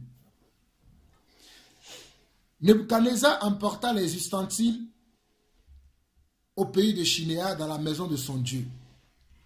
Il est mis dans la maison du trésor de son Dieu. Le roi donna l'ordre à Ashpenaz, chef des eunuques, d'amener quelques-uns des enfants d'Israël de la race royale ou de famille noble. De jeunes garçons sans défaut corporel, beaux de figure, doués de sagesse, d'intelligence et d'instruction, capables de servir dans le palais du roi et à qui l'on enseignera les lettres et la langue des Chaldéens. Ce roi qui est venu assiéger le royaume d'Israël a dit à l'un de ses sous-chefs, à l'un de ses gendarmes, qui s'appelle ici Ashpenaz, que en plus des ustensiles de la maison de Dieu qu'il a pris, en plus de ces choses qu'il a pris, qu'il prenne encore avec lui des jeunes garçons, vous-même vous voyez, sans défaut corporel. Waouh! Il avait de l'exigence, ce roi. Doué de sagesse, d'intelligence et d'instruction, capable de servir dans le palais du roi et à qui l'on enseignera les lettres et la langue des Chaldéens. Nous continuons. Le roi leur assigna pour chaque jour une portion des mets de sa table et du vin dont il buvait, voulant les élever pendant 3 années au bout desquels ils seraient au service du roi. Il y avait parmi eux, d'entre les enfants de Juda, Daniel, Anania, Michaël et Azaria. Parmi toutes ces personnes qu'ils ont pris, oh mes frères, ouvrez bien les oreilles. Ils n'ont pas pris que 4 personnes. Hein. Je relis, parce que vous allez dire que c'est Jean-Paul qui invente. Je n'invente pas, je lis la parole de Dieu. Il y avait parmi, verset 6 de Daniel chapitre 1, il y avait parmi eux, d'entre les enfants de Juda, Daniel, Anania, Michaël et Azaria. Ça veut dire que en dehors de Daniel, Anania, Michaël et Azaria, il y avait d'autres personnes. Parce que la Bible précise qu'il y avait parmi tous ces jeunes garçons que Ashpenaz, après avoir pris les ustensiles de la maison de Dieu, a pris d'autres choses, c'est-à-dire ces enfants-là, il avait pris, parmi tous ces enfants qu'il avait ramassés, il y avait Daniel, Anania, Michaël et Azaria. Pourquoi je dis ça, vous allez comprendre. Le chef des eunuques leur donna des noms à Daniel, celui de Belthazar. Daniel ne s'appelait plus Daniel, mais on lui a donné le nom Belthazar. Anania, celui de Shadrach, Michaël, celui de Meshach, et Azaria, celui d'Abednego. Regardez, on a pris beaucoup d'enfants du royaume de Juda ou du royaume de Jérusalem pour amener à Babylone. Quand ils vont arriver là-bas, on va trouver 4 personnes qui se distinguent. Pourquoi il y a 4 personnes qui se distinguent? On continue. Daniel résolut de ne pas se souiller par les mains du roi et par le vin dont le roi buvait. Et il pria le chef des eunuques de ne pas l'obliger à se souiller. Dieu fit trouver à Daniel faveur et grâce devant le chef des eunuques. Le chef des eunuques dit à Daniel, « Je crains mon Seigneur le roi, qui a fixé ce que vous devez manger et boire, car pourquoi verrait-il votre visage plus abattu que celui des jeunes gens de votre âge? Vous exposerez ma tête auprès du roi. » Alors Daniel dit à l'intendant, à qui le chef des eunuques avait remis la surveillance de Daniel, de Anania, de Michaël et d'Azaria, « Éprouve tes serviteurs pendant 10 jours, et qu'on nous donne des légumes à manger et de l'eau à boire. » Ces jeunes hommes sont arrivés dans le royaume. On a commencé à leur imposer la manière dont ils doivent se comporter, la manière dont ils doivent vivre. Mais est-ce qu'ils ont accepté? Non. Et eux, ils ont commencé à dire, oui, nous sommes d'accord. Déjà, ils ne sont pas fâchés parce qu'ils sont en esclavage. Ils n'ont pas dit, ah Seigneur, peut-être nous n'avons pas péché. Ce sont nos frères, nos oncles, nos tantes, nos papas, nos ceux-ci qui ont péché. Et maintenant, ils ne sont pas commencés à ruminer contre Dieu. Ah Seigneur, pourquoi nous sommes là? Ils sont déjà contents d'être là. Je ne sais pas si ce que je dis, vous comprenez. Hein? Ils ne sont pas fâchés parce que malgré leur vie de piété, ceux-là, croyez-moi, c'est parce que même avant, quand ils étaient à Jérusalem, ils avaient une vie de piété. C'est pour ça que malgré qu'ils sont venus en esclavage, ils continuent leur vie de piété. Mais vous et moi, lorsque nous vivons une vie de piété et que nous avons un malheur qui nous arrive, nous nous décourageons dans notre vie de piété. Que le Seigneur ouvre vos oreilles spirituelles aujourd'hui afin que vous puissiez comprendre ça. Que peu importe ce qui nous arrive, nous ne devons pas abandonner notre vie de piété, notre vie de sanctification, notre vie de fidélité à Dieu, notre vie de crainte de Dieu. Ces 4 hommes-là ne l'ont pas fait. C'est pour ça que je dis, regardez bien. Il y avait beaucoup de gens, mais eux, ils se sont fait comment? Distinguer. Il y a beaucoup de gens qui se disent chrétiens aujourd'hui. Mais il doit y avoir parmi les chrétiens de la distinction. Il doit y avoir parmi ceux qui se disent disciples de Dieu, ceux-là qu'on reconnaît vraiment qui sont disciples de Dieu. Non pas parce qu'ils parlent, mais parce que quand on les voit, ils dégagent le royaume de Dieu. Il dégage la puissance de Dieu. Il dégage la vertu de Dieu. Il dégage la sagesse et l'intelligence de Dieu quand on les voit. Moi, c'est ce que je veux être. J'espère que cela est aussi votre cas. Maintenant, quand ils sont arrivés dans ce royaume, on va commencer à leur donner des règles, des interdictions à suivre. Normalement, comment quelqu'un qui est en esclavage, je n'ai jamais vu un esclave se lever la main pour dire, moi je veux dire comment moi je veux vivre. Je ne sais pas si vous avez déjà regardé des films d'esclavage. Je n'ai jamais vu un esclave qui lève son petit doigt pour dire, bon maître, tu m'as dit de me lever le matin, mais moi je veux me lever à 10 heures. Je n'ai jamais vu ça. Mais ici je vois des gens qui sont en esclavage, mais qui osent lever leurs doigts avec sagesse bien sûr, pas avec arrogance, pas avec ils veulent se montrer, mais dans la sagesse pour dire non roi, nous t'aimons, nous aimons tout ce que tu fais, mais par contre, ce que tu viens de proposer là, avec ta toute sagesse, si tu nous permets, nous ne voulons pas nous manger les mets du roi, parce que nous avons notre mets à nous que nous mangeons. Nous acceptons ton esclavage, mais nous voulons manger notre propre mets. C'est ce que ces gens-là, ils ont dit. Nous, aujourd'hui, lorsque nous sommes en esclavage, lorsque Dieu permet que nous passons par l'esclavage, peut-être par notre propre faute, ou peut-être par la faute de nos ancêtres, par la faute de nos prédécesseurs, que nous passons par l'esclavage, déjà nous sommes fâchés contre Dieu. Nous ne voulons plus avoir même pas une vie de piété. On dit, que me sert aujourd'hui la sanctification? Je me suis sanctifié depuis tant d'années. Regarde aujourd'hui, ma vie, elle est toujours misérable. Je n'ai pas d'enfant, je n'ai pas de mari, je n'ai pas un travail, je suis toujours pauvre, je ne suis pas... On commence à énumérer des choses devant Dieu. Mais ces hommes-là n'ont rien énuméré devant Dieu. Pourtant, ils sont en esclavage. Et ils ne sont pas en esclavage chez n'importe qui. Chez Nebuchadnezzar, un roi vraiment dangereux. Qui n'épargne pas la vie aux gens n'importe comment. Mais ces petits jeunes gens, jeunes garçons, vont vouloir imposer leur foi à ce Dieu-là. Est-ce qu'ils vont y arriver? Vous allez voir dans la suite. Verset 9, on nous dit, Dieu fit trouver à Daniel faveur et grâce devant le chef des eunuques. Le chef des eunuques dit à Daniel, je crains mon Seigneur le roi qui a fixé ce que vous devez manger et boire, car pourquoi verrait-il votre visage plus abattu que celui des jeunes gens de votre âge? Vous exposeriez ma tête auprès du roi. Alors Daniel dit à l'intendant, à qui le chef des eunuques avait remis la surveillance de Daniel, de Anania, de Michaël et d'Azaria.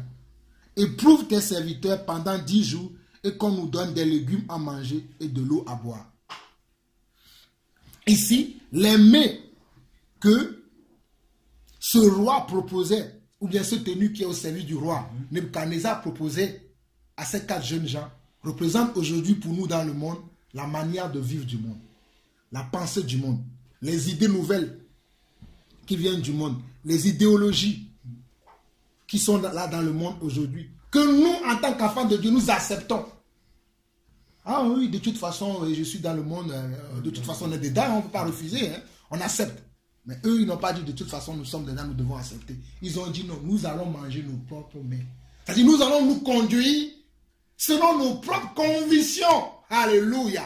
Nous sommes dans le monde, mais nous sommes hors du monde. Nous ne pouvons pas marcher selon le monde. Ils ont dit oui, nous allons vivre dans le royaume, mais nous allons manger nos propres mets. C'est comme vous et moi aussi. Aujourd'hui, nous sommes dans le monde, mais nous allons dire, nous ne pouvons pas nous comporter de la même manière que le monde. Nous ne pouvons pas réfléchir de la même façon que le monde. Nous ne pouvons pas parler de la même manière que le monde. Nous ne pouvons ne pas agir de la même manière que le monde. C'est ce que ces jeunes gens ont fait. Et regardez. Verset 12. Éprouve tes serviteurs pendant 10 jours et qu'on nous donne des légumes à manger et de l'eau à boire. Tu regarderas ensuite notre visage et celui des jeunes gens qui mangent les mets du roi et tu agiras avec tes serviteurs d'après ce que tu auras vu. Ces 4 jeunes gens, ils ont mis leur Dieu en dessus de ce roi, en dessus de ce eunuque, en dessus de tout ce qu'ils ont entendu. Ils ont dit, nous allons manger notre propre mets. Fais ça pendant 10 jours. Et après, quand tu vas venir nous voir, tu vas nous comparer avec ceux-là qui mangent vos propres mets, qui mangent vos propres nourritures. Et toi-même, tu verras la différence. Quelle foi, quelle audace. Nous lisons. Au bout de 10 jours, verset 15, nous sommes au verset 15. Au bout de 10 jours, ils avaient meilleur visage. Waouh! Et plus d'un bon point que tous les jeunes gens qui mangeaient les mets du roi. Au bout de 10 jours, au bout de ces 10 jours que ces hommes ont fixé à cet eunuque, Quand ces 10 jours s'écoulaient, ils avaient un meilleur visage et plus d'un bon point que tous les jeunes gens qui mangeaient les mets du roi. Les mets du roi dans lesquels il y avait comment? Les viandes grasses. Les mets du roi dans lesquels il y avait comment? Du bon vin. Les mets du roi dans lesquels il y avait des bons liqueurs. De la bonne nourriture. Mais ces jeunes gens-là, eux, ils mangeaient que des feuilles. La Bible dit des légumes. Vous savez que les légumes sont composés des feuilles, des haricots, de tout ça. Ils mangeaient que ça. Ils n'avaient pas de viande grasse. Mais la Bible nous dit que ces jeunes gens qui ne demandaient ni viande grasse, ni de meilleurs liqueurs, avaient de bons visages que ceux qui en mangeaient. Je vais vous dire par là, mes frères et sœurs, que si nous ne marchons pas selon les principes de ce monde, nous ne courons pas selon les désirs de ce monde, les envies de ce monde-là, nous serons meilleurs que ce monde. Parce que nous sommes au-dessus de ce monde. Parce que Dieu nous a... Oh, mon Seigneur. Dieu nous a pris, d'où nous sommes chacun d'entre nous, pour nous faire du bien. C'est ce que d'ailleurs la Bible dit. Mais pour nous montrer comme exemple au monde. Regardez mes enfants, soyez comme eux. Mais cela va dépendre de qui? De nous. Est-ce que nous acceptons ce que Dieu veut faire de nous? Ou bien nous partons, mais nous faisons comme... Oui, comme le monde, mais nous faisons comme comment? La femme de Lot. Regardez derrière. Vous dites, ah oui, mais... Il a oublié ça. Non, je vais prendre quand même la viande grasse qu'on m'a proposée hier. Je vais quand même prendre la proposition là que j'ai reçue hier. Non. Quand ils ont dit, nous ne mangerons pas vos mets, nous allons manger nos propres mets, ils ont gardé comment confiance à leur Dieu en mangeant que des feuilles. Quand ils voyaient les autres manger, vous savez, quand on mange une viande qui est grasse, oh mes frères, je ne sais pas si vous vivez en France, mais moi je vis en France, quand je vois les gens manger un bon porc. Vous savez que la France est un pays où le porc est une viande qui est beaucoup consommée. Quand je vois quelqu'un manger un bon agneau, gigot d'agneau, la France est un pays où l'agneau est beaucoup consommé. Et que moi je suis là sur ma table, je le vois bien manger son agneau, je dis, Jean-Paul, tu manges que de la sardine. Regarde son agneau. Mais ceux-là n'avaient pas cette attitude-là. Ils mangeaient leurs légumes avec de la joie. Mais à la fin du verdict, la Bible déclare qu'ils avaient bonne mine. Ils avaient bon visage. Ils avaient une apparence beaucoup meilleure que ceux qui mangeaient les mets du roi. Et les mets du roi représentent les propositions du monde aujourd'hui. On te propose un salaire où tu vas gagner 15 000 euros par mois, 20 000 euros par mois, mais dans la compromission. Et tu dis, ah oui, c'est la bénédiction de Dieu. Dieu ne peut pas bénir avec de la compromission. En tout cas, le Dieu que Jean-Paul Lawson il sert, il ne bénit pas avec la compromission. Ah, on te propose un travail, ou bien on te propose une situation dans laquelle tu sais que si tu acceptes cette situation, tu ne peux plus vivre ta foi.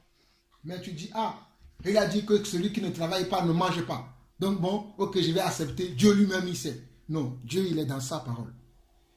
Ceux-là aussi, on leur a imposé. Mais ils ont dit, s'il vous plaît, nous là, on accepte d'être en esclavage chez vous. Mais laissez-nous manger des légumes. On va aller travailler comme tous les autres esclaves. Mais nous, on va manger des légumes.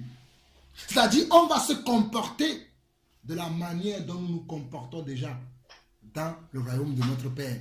D'où vous nous avez arrachés.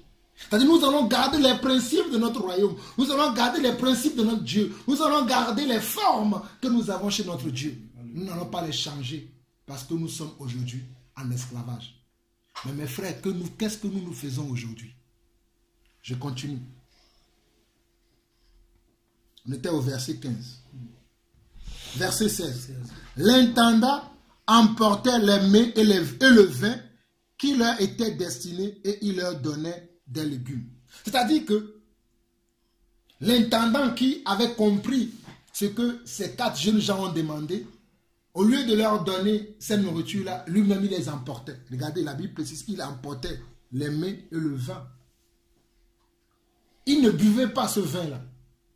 Ils avaient un autre vin qu'eux-mêmes buvaient. Le vin du Seigneur. Ah, il est bien. Le vin invisible.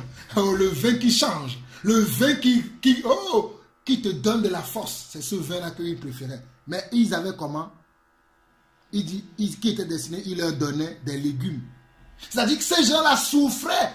Il y a quelques semaines, on avait parlé du désert. Ces gens-là étaient déjà dans le désert, mais ils ont endurci encore leur désert. Waouh! Tu es déjà dans le désert, mais tu endurcis encore ton désert. Il faut être fou pour faire ça. Tu es en esclavage, où on te donne à manger. Tu dis non, moi je ne veux pas manger ça. Je veux encore. Mais il faut être fou pour faire ça. Et ces gens étaient fous. Aujourd'hui, si nous ne sommes pas fous, nous ne pouvons pas servir notre Dieu. Nous devons être fous pour lui. Et qu'est-ce qu'ils ont fait? Ils ont mis leur Dieu au-dessus des dieux du monde. Ils ont mis leur savoir-faire au-dessus du savoir-faire du monde. Ils ont mis leur connaissance au-dessus de la connaissance du monde. Tu as de la connaissance, mon frère. Tu as de la connaissance, ma soeur. Tu as de la connaissance, mon frère. Mais que fais-tu de cette connaissance-là? Le mets-tu au-dessus de la connaissance du monde? Ou bien tu te mets en dessous de la connaissance du monde? Ou en deçà même? Ils ont refusé ces personnes. Ils ont dit, nous ne mangerons pas les mêmes mets. Et chaque jour, on les apportait ces mets. C'était de la tentation. Mais chaque jour, ils mangeaient leurs légumes à la place de ce mets-là. Ne croyez-vous pas que lorsque le monde va vous faire une proposition aujourd'hui et que vous allez dire non, demain il reviendra. Il reviendra encore demain. Peut-être demain tu vas accepter. Peut-être demain tu as changé d'avis. Parce que tu as mangé des légumes. Ça ne t'a pas bien senti. Tu n'as pas eu vraiment l'odeur de la viande grasse dans ta bouche. Ça te manque. Demain il reviendra. Parce qu'on nous dit que l'intendant emportait les mets et les vins qui leur étaient destinés et il les donnait des légumes. Ça veut dire tous les jours, les mets que le roi préparait pour ces 4 jeunes gens que l'intendant amenait tous les jours il les emportait.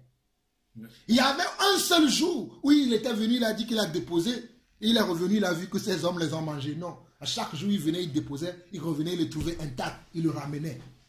Est-ce qu'on peut voir ça chez nous? C'est-à-dire qu'on est focalisé sur le royaume de Dieu, on est focalisé sur le Seigneur. Peu importe les hauts et les bas, peu importe les conséquences de notre consécration. Est-ce que nous allons continuer pour aller jusqu'au bout ou bien nous allons abandonner? Je continue. Au terme fixé par le roi, pour qu'on les lui amène, le chef des eunuques les présenta à Nebuchadnezzar. Le roi s'entretint avec eux et parmi tous ces jeunes gens, il ne s'en trouvait aucun homme, aucun comme Daniel, Anania, Michaël et Azaria.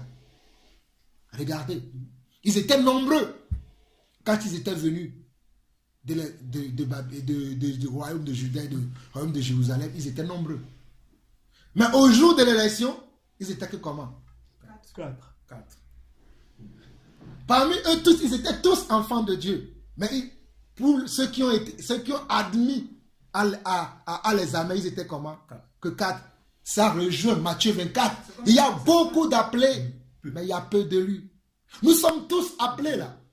Mais à la fin, nous ne serons pas tous là. On sera une infime partie. Parce que nous allons devoir mettre notre foi, mettre notre espérance à l'épreuve tous les jours.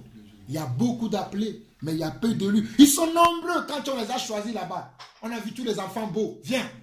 Toi aussi, viens. On a pris tout le monde. Mais quand ils sont arrivés, mais eux tous, ils étaient des Juifs. Et tous, ils étaient comment? Des Israélites, nés de la descendance d'Abraham, héritiers selon la promesse. Mais quand ils sont arrivés là-bas, là où il y avait l'épreuve, là où il y avait le désert, il n'y en avait que 4 qui se sont fait distinguer.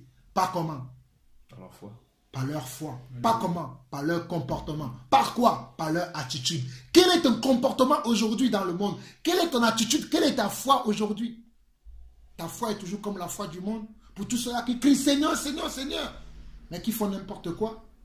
Ou bien toi, tu te laisses distinguer par ta foi. Et on nous dit que, verset 19, le roi s'entretait avec eux. C'est-à-dire avec tous les gens qui mangeaient leur roi. Ceux qui mangeaient le mets du roi et ceux qui n'en mangeaient pas. C'est ça, hein? Le roi s'entretait avec eux. Et parmi tous ces jeunes gens, c'est-à-dire tous ces jeunes gens, préalablement au verset 4, 5 qui sont venus pour ce jour des amens, il n'y en avait que 4 qui se sont fait distinguer. Qu'est-ce qui a fait que ces 4-là se sont fait... Qu'est-ce qui a aidé ces 4-là à se distinguer des autres? Qu'est-ce qui a aidé ces 4-là à sortir du lot? Qu'est-ce qui a pu être la stratégie? que ces 4 personnes-là ont pu adopter pour ne pas être comme tous les autres. Nous l'avons vu avant d'arriver là. Ils ont dit, nous n'allons pas nous souiller avec les mets du roi. Nous n'allons pas nous souiller avec la pensée du monde. Nous n'allons pas nous souiller avec le caractère du monde, les habitudes du monde. Nous allons avoir notre propre façon de marcher. C'est ça ce qui manque aux chrétiens aujourd'hui. C'est ça ce qui manque à ceux-là qui se disent nous sommes enfants de Dieu. C'est ça ce qui manque à ceux-là qui se disent disciples aujourd'hui. Ils n'ont pas leur propre façon de faire. On mélange, on prend une façon de Dieu, on ajoute une façon du monde et on fait un multiporte, comme on dit. Un mélange. Le feu étranger est rentré dans le royaume de Dieu aujourd'hui. On prend les choses du monde, on les amène à l'église. À l'église aujourd'hui, avant de prier, il faut jouer un peu de la musique pour faire descendre la gloire de Dieu. Après, on prie. Moi, je n'ai jamais vu les apôtres faire comme ça. Mais aujourd'hui, c'est ce qu'on fait. Aujourd'hui, pour attirer les gens dans l'église, il faut organiser, comment on appelle ça? Les séminaires, un peu partout, faire des sketchs, des théâtres pour attirer les gens à l'église. Jésus n'a jamais fait du théâtre. Mais, oh, Shandai, nous avons un grand Dieu. Il n'a jamais fait du théâtre, mais il a toujours su amener les gens vers lui parce qu'il était la lumière du monde. Gloire à Dieu. Aujourd'hui, nous faisons du théâtre. Malgré toutes ces choses-là, nous n'arrivons pas à gagner des gens. Eux, ils ont compris qu'ils doivent être comment? Authentiques. Ils doivent rester originels, ne pas se changer, ne pas se mélanger, ne pas se compromettre, rester ce qu'on est, rester la source. Waouh! Cette eau, elle est pure. Mon frère, s'il te plaît, ramène-moi le jus là que tu avais tout à l'heure. Cette eau-là, elle est pure, non? Vous la voyez, elle est comment? Alléluia. Elle est pure, elle est blanche. Rien, il n'y a aucun mélange là-dedans. Elle est pure. Si je la prends, je la verse là, elle sera comment?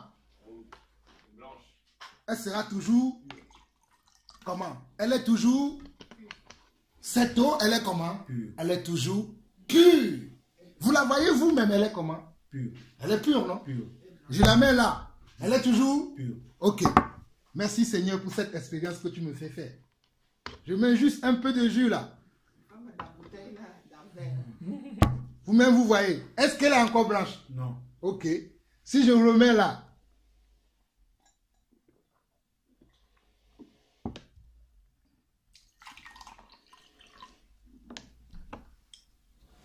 Est-ce qu'elle est encore blanche? Elle est blanche. Bon, parce que j'ai pas mis assez. Parce que j'ai pas mis assez, mais on voit déjà dans la couleur ici qu'elle n'est plus blanche. Donc ce qu'il y a ici, si je le renverse là, ça sera toujours pareil. C'est ce qu'on fait aujourd'hui. On n'a plus de pureté. Quand on a perdu la pureté, on est toujours pareil. Mais quand il y a de la pureté en nous, partout où nous irons, nous amènerons quoi? La pureté. Mais s'il y a un mélange en nous, partout où nous irons, nous amènerons aussi le mélange. Oui. Si nous sommes purs, nous amènerons la pureté. Si nous sommes mélangés, nous amènerons le mélange. Mais qu'est-ce que nous devons faire pour rester purs? C'est refuser tout mélange qui vient. Quand on a voulu verser ça là, si la bouteille a dit non, je ne veux pas, ben ça ne va pas rentrer dedans. Mais s'il dit je veux, on le met, ben comment? Il est mélangé. Là où il va aller quelque part, il va déverser encore le mélange qu'il a reçu. Et c'est ce que ces 4 personnes ont fait. Ils ont refusé de se mélanger. Ils ont dit non, vous mangez vos mets. Faites comme tout le roi fait. Le roi il danse dans son... Dansez, faites tout ce qu'il fait. Mais nous là, nous allons rester à part, manger nos légumes. Et regardez ce que Dieu va faire de ces hommes-là. Nous arrivons à la fin. Verset 20. Avant d'arriver au verset 20, il dit, il fut donc admis au service du roi. Et verset 20. Sur tous les objets qui réclamaient de la sagesse et de l'intelligence et sur lesquels le roi les interrogeait, il les trouvait 10 fois supérieurs à tous les magiciens et astrologues qui étaient dans tout son royaume. Ainsi fut Daniel jusqu'à la première année du roi Cyrus. C'est-à-dire ces personnes-là, depuis le jour là que le roi a décidé maintenant de faire son choix et qu'il les a choisis, quand ces personnes parlaient, on nous dit que le roi les trouvait comment? 10 fois. Pas une fois supérieure, 10 fois. Pas 2 fois supérieure, pas 3 fois supérieure, pas 4 fois supérieure, pas 5 fois, ni 6 fois, ni 7 fois, ni 8 fois, ni 9 fois, mais 10 fois supérieure, plus que ceux-là qui étaient les astrologues, les magiciens du roi. Qui donne l'intelligence? C'est quand on se conserve pur pour Dieu, on devient intelligent, on devient sage. Et notre sagesse va dépasser la sagesse du monde.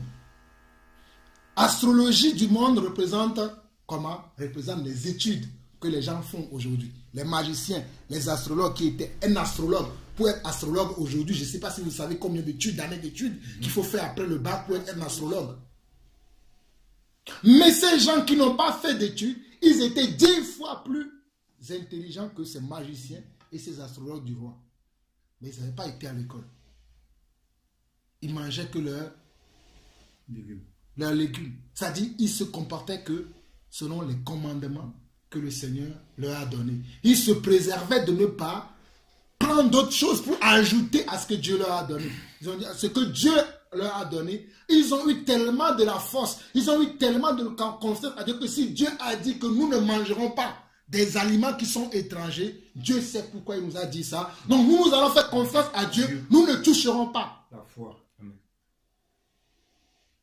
Je ne sais pas si c'est clair dans notre pensée.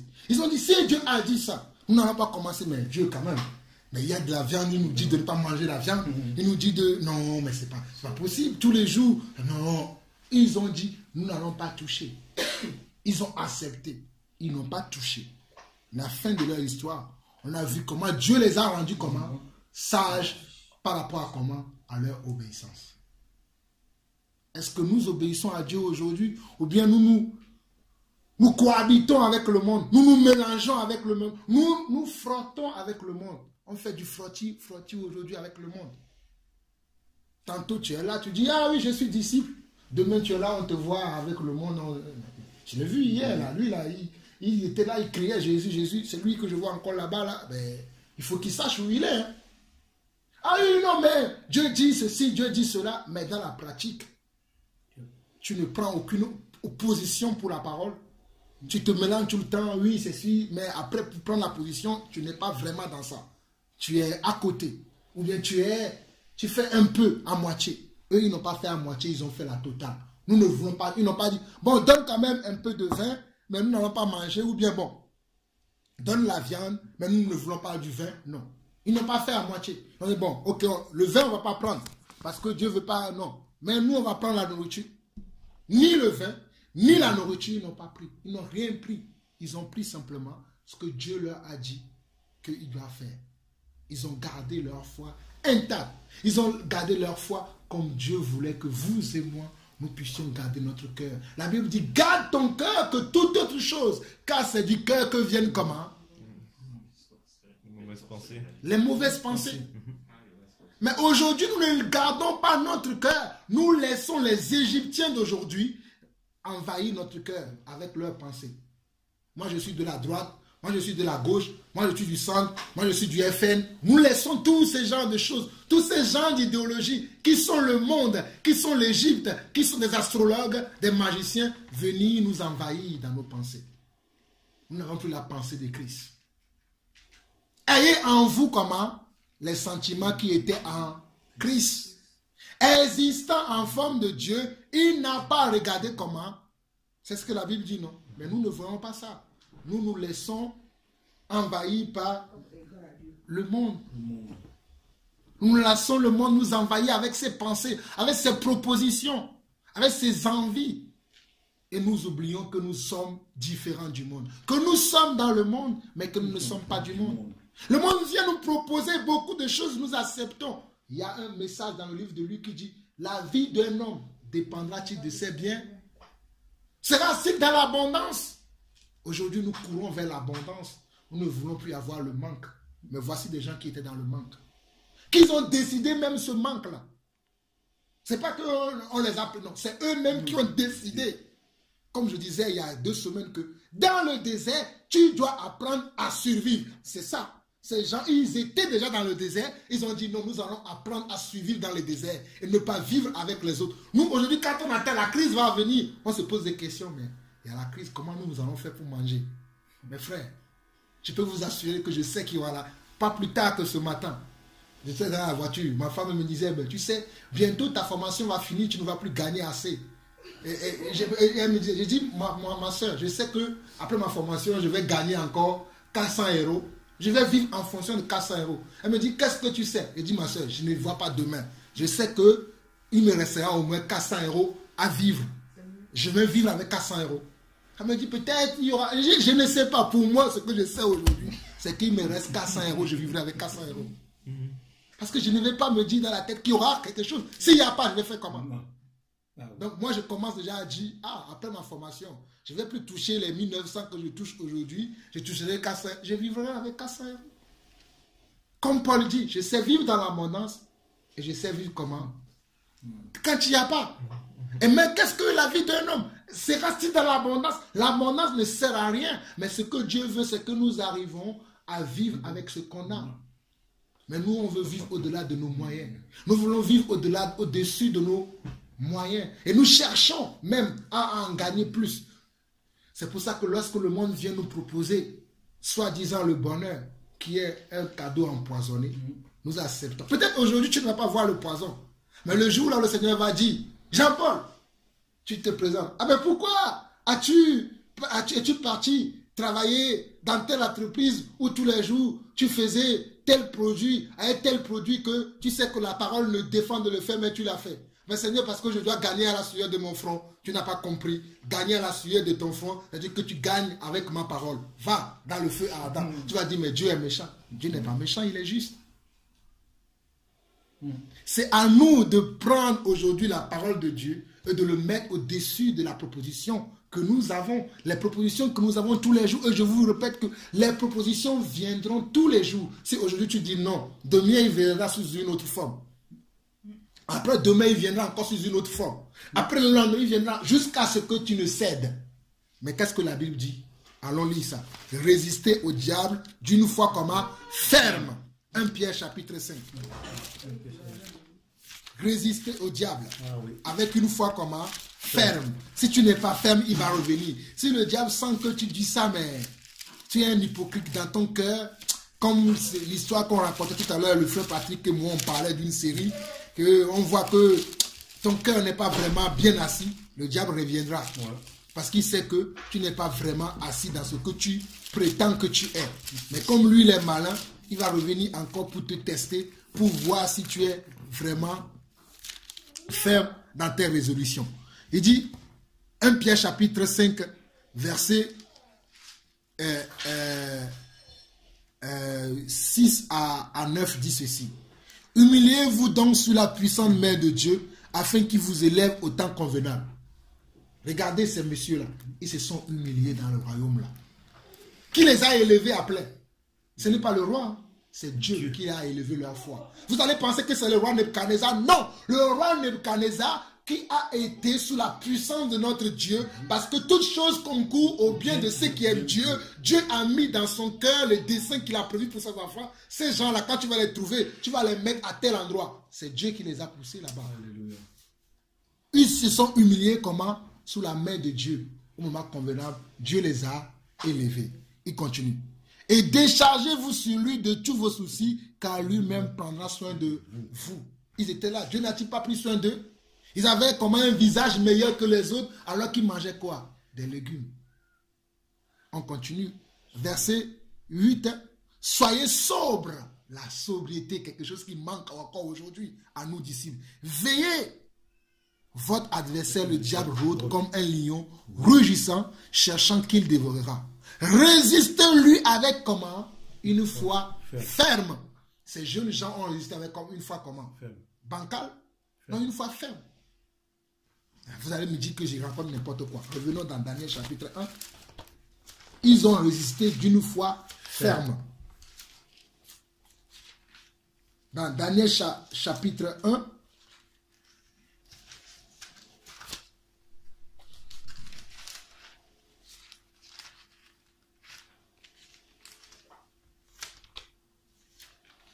le verset qui nous précise vraiment qu'ils ont résisté, c'est le verset 9. Avant, le verset 10 même. Le chef des eunuques dit à Daniel, « Je crains mon Seigneur le roi qui a fixé ce que vous devez manger et boire, car pourquoi verrait-il votre visage plus abattu que celui des jeunes gens de votre âge. Vous exposerez ma tête auprès du roi.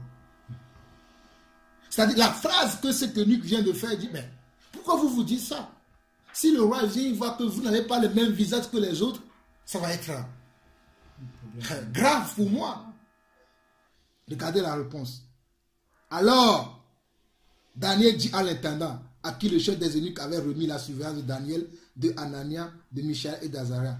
Éprouve tes serviteurs pendant 10 jours et qu'on nous donne des légumes à manger et de l'eau à boire. Tu regarderas ensuite notre visage et celui des jeunes gens qui mangent la main du roi et tu agiras avec tes serviteurs d'après ce que tu auras vu. Il a mis encore comment? La foi. Il a dit, ok, je comprends, peut-être tu as peur, mais fais comme ce qu'on a dit. Tu verras.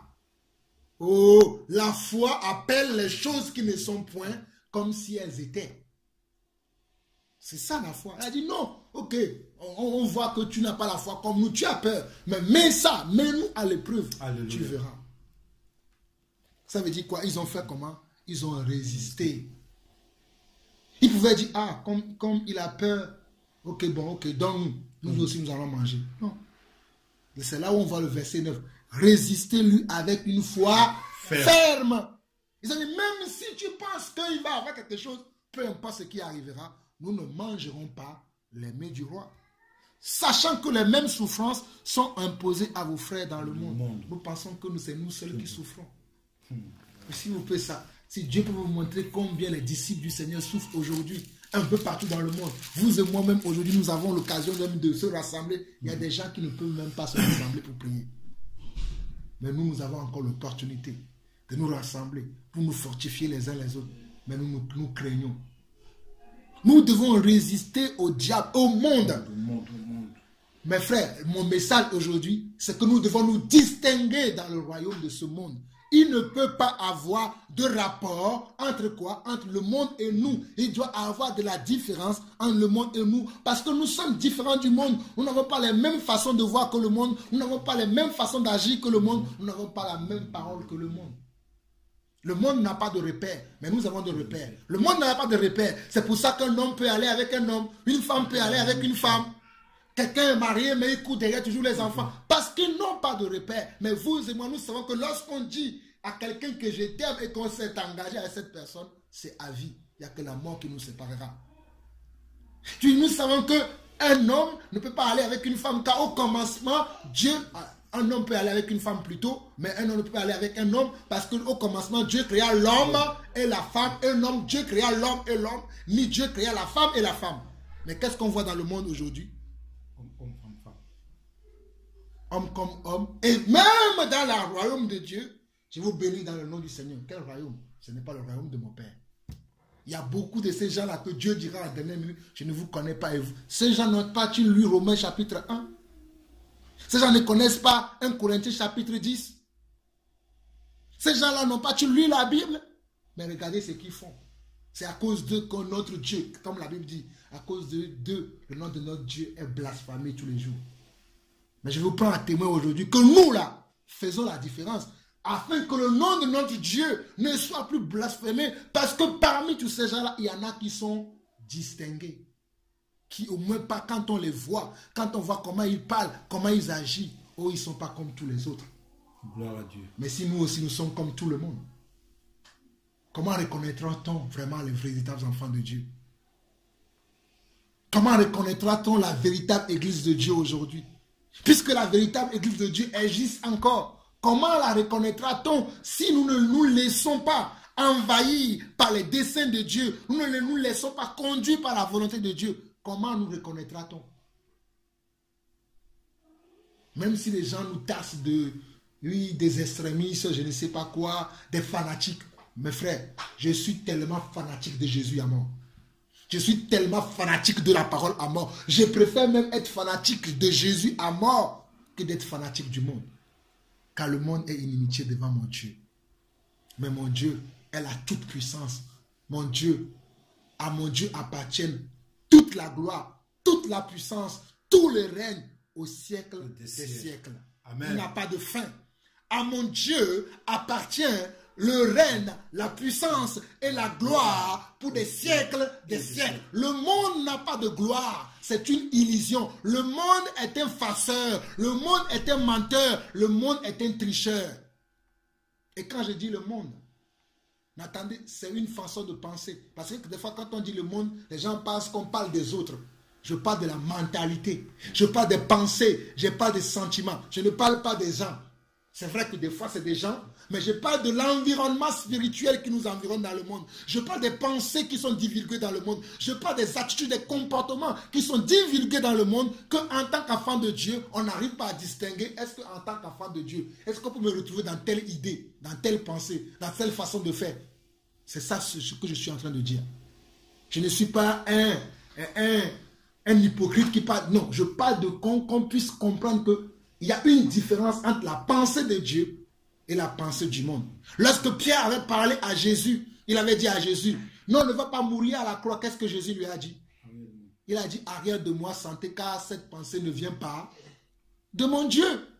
Cette pensée ne vient pas de Dieu, mais cette pensée vient du monde, de Satan. Donc nous devons comprendre que Satan arrive à nous tromper par quoi? Par des pensées. Les pensées, c'est quoi? Ce sont des esprits qui gouvernent les autres personnes, qui sont sous la domination de qui? De Satan. Mais nous sommes sous la domination de Dieu. Donc, qui vient dominer dans nous? C'est ça, la parole de Dieu. Nous sommes sous la domination de Dieu. Qu'est-ce qui vient dominer en nous? C'est la parole de Dieu. Lorsque un ambassadeur d'un pays vit dans un pays, quelle est la loi qu'il applique là-bas? Je ne sais pas si vous savez. L'ambassade du Togo en France ne vit pas selon la loi de la France.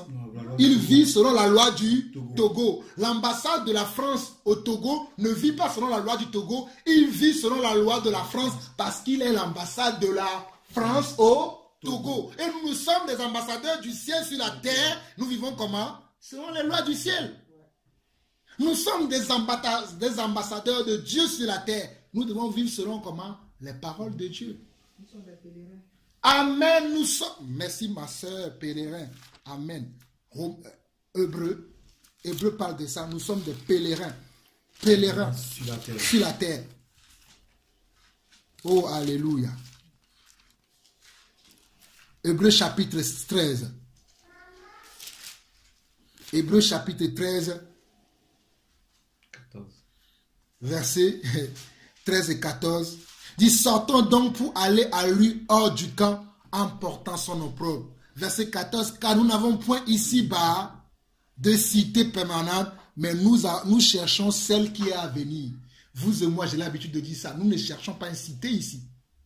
La cité de Dieu que nous attendons, ce n'est pas la maison du frère Patrick. Hein? Non. Ce n'est pas l'église des adventistes du 7e jour, des mormons ou des catholiques. Non, c'est le royaume qui est à venir. C'est ça notre cité. Nous sommes comment? Comme tu l'as dit, des citoyens des cieux sur la terre, des pèlerins, des voyageurs sur la face de la terre. Nous n'avons pas ici une cité permanente. Nous sommes des voyageurs et des citoyens des cieux sur la terre. Donc nous devons comprendre cela. Alors mes frères, c'est tellement bon la parole de Dieu. Je vais finir avec un dernier verset. Je pense que c'est dans Galates, si je ne me trompe pas.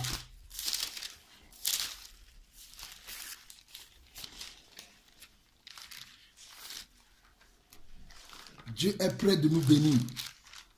Mais est-ce que nous acceptons la bénédiction de Dieu? La bénédiction de Dieu, ce n'est pas ce qu'on nous a fait croire que quand quelqu'un est béni, il a beaucoup d'argent, il a beaucoup de voitures, et il a un travail, il gagne assez. Ce n'est pas ça la bénédiction de Dieu.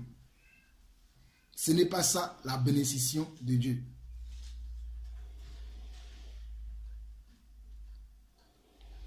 Dans Galates chapitre 6.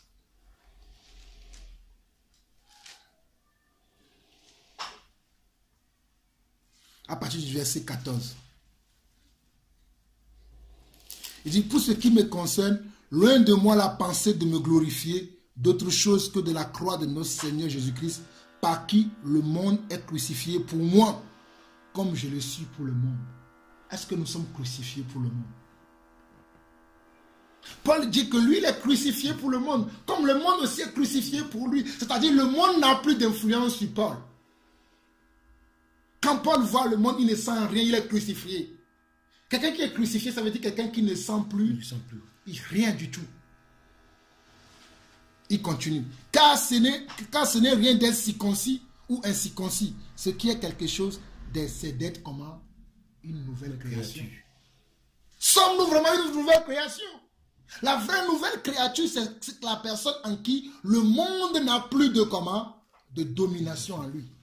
Mais si tu as encore le monde qui domine en toi, tu n'es pas devenu vraiment une nouvelle créature.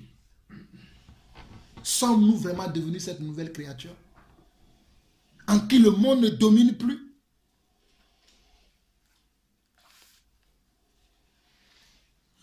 Si je vais même plus loin avant de venir au verset 14 jusqu'au 15, il dit verset 12, il dit, ceux qui veulent se rendre agréables selon la chair, vous entraînent à vous faire circoncis uniquement afin de n'être pas persécutés pour la croix de Christ. C'est-à-dire ceux qui veulent que nous nous conduisions comme le monde ne veulent pas que nous ne soyons pas persécutés. Mais car les circoncis eux-mêmes n'observent point la loi, mais ils veulent que vous soyez circoncis pour se glorifier dans votre chair. Ils veulent qu'on vous circoncis dans la face, c'est-à-dire superficiellement, que tu dis que je suis chrétien, je suis enfant de Dieu, mais que intérieurement tu gardes toujours la pensée de Dieu, tu gardes toujours la pensée du monde, tu nourris toujours la pensée du monde, tu fais les choses selon toujours le monde. Mais il dit pour moi, pour ce qui me concerne moi, loin de moi la pensée de me glorifier d'autre chose que de la croix de notre Seigneur Jésus-Christ, par qui le monde est crucifié pour moi, comme je le suis pour le monde. Mes frères, je nous appelle à la crucifixion du monde en nous. Crucifions le monde en nous. Et quand je dis crucifions le monde par nous, je ne dis pas que bon, demain tu vas aller acheter un couteau suisse à Carrefour, je ne sais pas où, pour commencer à te flageller. Ce n'est pas ce que je suis en train de dire. C'est que tu refuses de te comporter comme le monde. Tu refuses d'accepter les pensées, les propositions qui viennent du monde, les pensées qui viennent du monde, les sentiments qui viennent du monde. Tout ce qui n'est pas de Dieu, qui vient du monde, que tu puisses être capable de les refuser, de dire non à cela. C'est ça, se crucifier du monde.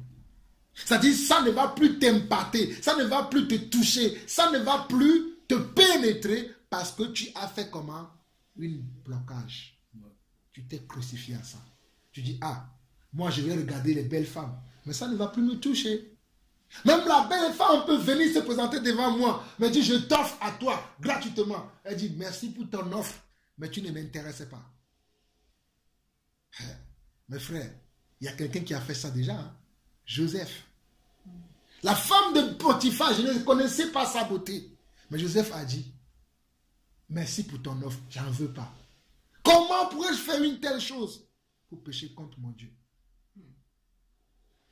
Ah, il y a une belle proposition qui vient. Maudis ton Dieu et suis-moi. Je connais des gens dans la Bible, il a dit non, je ne veux pas maudire mon Dieu. Job. Venant de qui? Sa propre épouse. Il dit, ah Job, tu te débloques ou quoi? Qu'est-ce qui t'arrive? On a perdu tous nos biens, on n'a plus rien à manger. Tu continues toujours à dire Dieu, Dieu, Dieu. Maudis ton Dieu. Job a dit, femme, tais-toi. Est-ce que nous pouvons dire ça au monde? Peu importe ce qui nous arrive. Oh mes frères, le livre que nous venons de lire, la dernière chapitre 1, si nous avons l'occasion, nous continuerons la prochainement. Vous allez voir que dans ces livres, nous avons beaucoup de choses à apprendre. Parce que la Bible nous dit que tout ce qui a écrit d'avance a été pour notre instruction, afin que nous soyons instruits par rapport à ces choses, que nous soyons assis dans le Seigneur par rapport à ces choses. Ces hommes ont dit non, parce qu'ils ont dit non. Dieu a augmenté quoi? Leur intelligence, leur connaissance, leur foi. Tu veux que ta foi augmente? Ben, obéis plus à Dieu. Tu verras si ta foi va... Oh mes frères, je bénis le Seigneur, c'est une révélation. Tu veux que ta foi augmente? Obéis à Dieu, tu verras. Ta foi, oh mon frère, j'ai tellement de l'assurance sur ça que lorsqu'on obéit à Dieu, automatiquement notre foi augmente. Alléluia. Tu veux voir ta foi augmenter? Obéis à Dieu. Toi, tu ne veux pas obéir, tu veux voir la... Oh, comment tu veux voir la main de Dieu? Il faut obéir à Dieu, tu verras, ta foi va augmenter. Obéissons à Dieu, marchons selon Dieu, nous verrons notre foi augmenter. Nous verrons notre vie changer. Même si nous avons des blocages, nous avons des barrières qui arrivent, notre sagesse, notre intellect va s'ouvrir. Quand tu vas parler, on va dire, mais c'est Anne qui parle comme ça. Elle qui n'est que une... comment ils appellent ça aujourd'hui? Qui n'est que... qui s'occupe des personnes âgées. Comment elle peut parler comme ça? Elle est vraiment intelligente, cette dame. Ce n'est pas elle. Mais ce sont Dieu en elle qui agit. Alléluia. Amen. Alléluia. Ah, il va parler. C'est pas le frère là qui travaille à l'hôtel, le réceptionniste là. Ah, il est réceptionniste, il parle comme ça. On dirait le directeur. Et lui, il a le directeur, notre directeur, en lui. C'est pour ça qu'il parle comme ça. Jésus, le jour où Jésus a parlé, les gens se sont dit, Dieu lui vient cette sagesse et cette intelligence. N'est-il pas le fils de Joseph et Marie? Ses frères ne sont-ils pas Jude, tout ça là que nous voyons parmi nous? Comment il peut parler comme ça? Parce que Jésus ne se comportait pas comme le monde. Il se comportait comme son Père. Donc le royaume de son Père se voyait en lui, se manifestait automatiquement en lui. Nous voulons voir la gloire de Dieu. Comportons-nous comme Dieu. Mes frères, j'en ai fini. Je n'ai plus rien d'autre à ajouter. Que le Seigneur nous aide. Amen. Amen. Oh, mon Seigneur et mon Dieu. Alléluia. Moi, je veux prier. Après, chacun priera selon son désir. Moi, le Seigneur a mis dans mon cœur de prier. Je vais prier. Oh, mon Seigneur. Seigneur, mon Dieu, je viens devant toi pour te demander encore pardon, Papa. Pardon de comment nous n'avons pas obéi, comment je n'ai pas obéi à ta parole.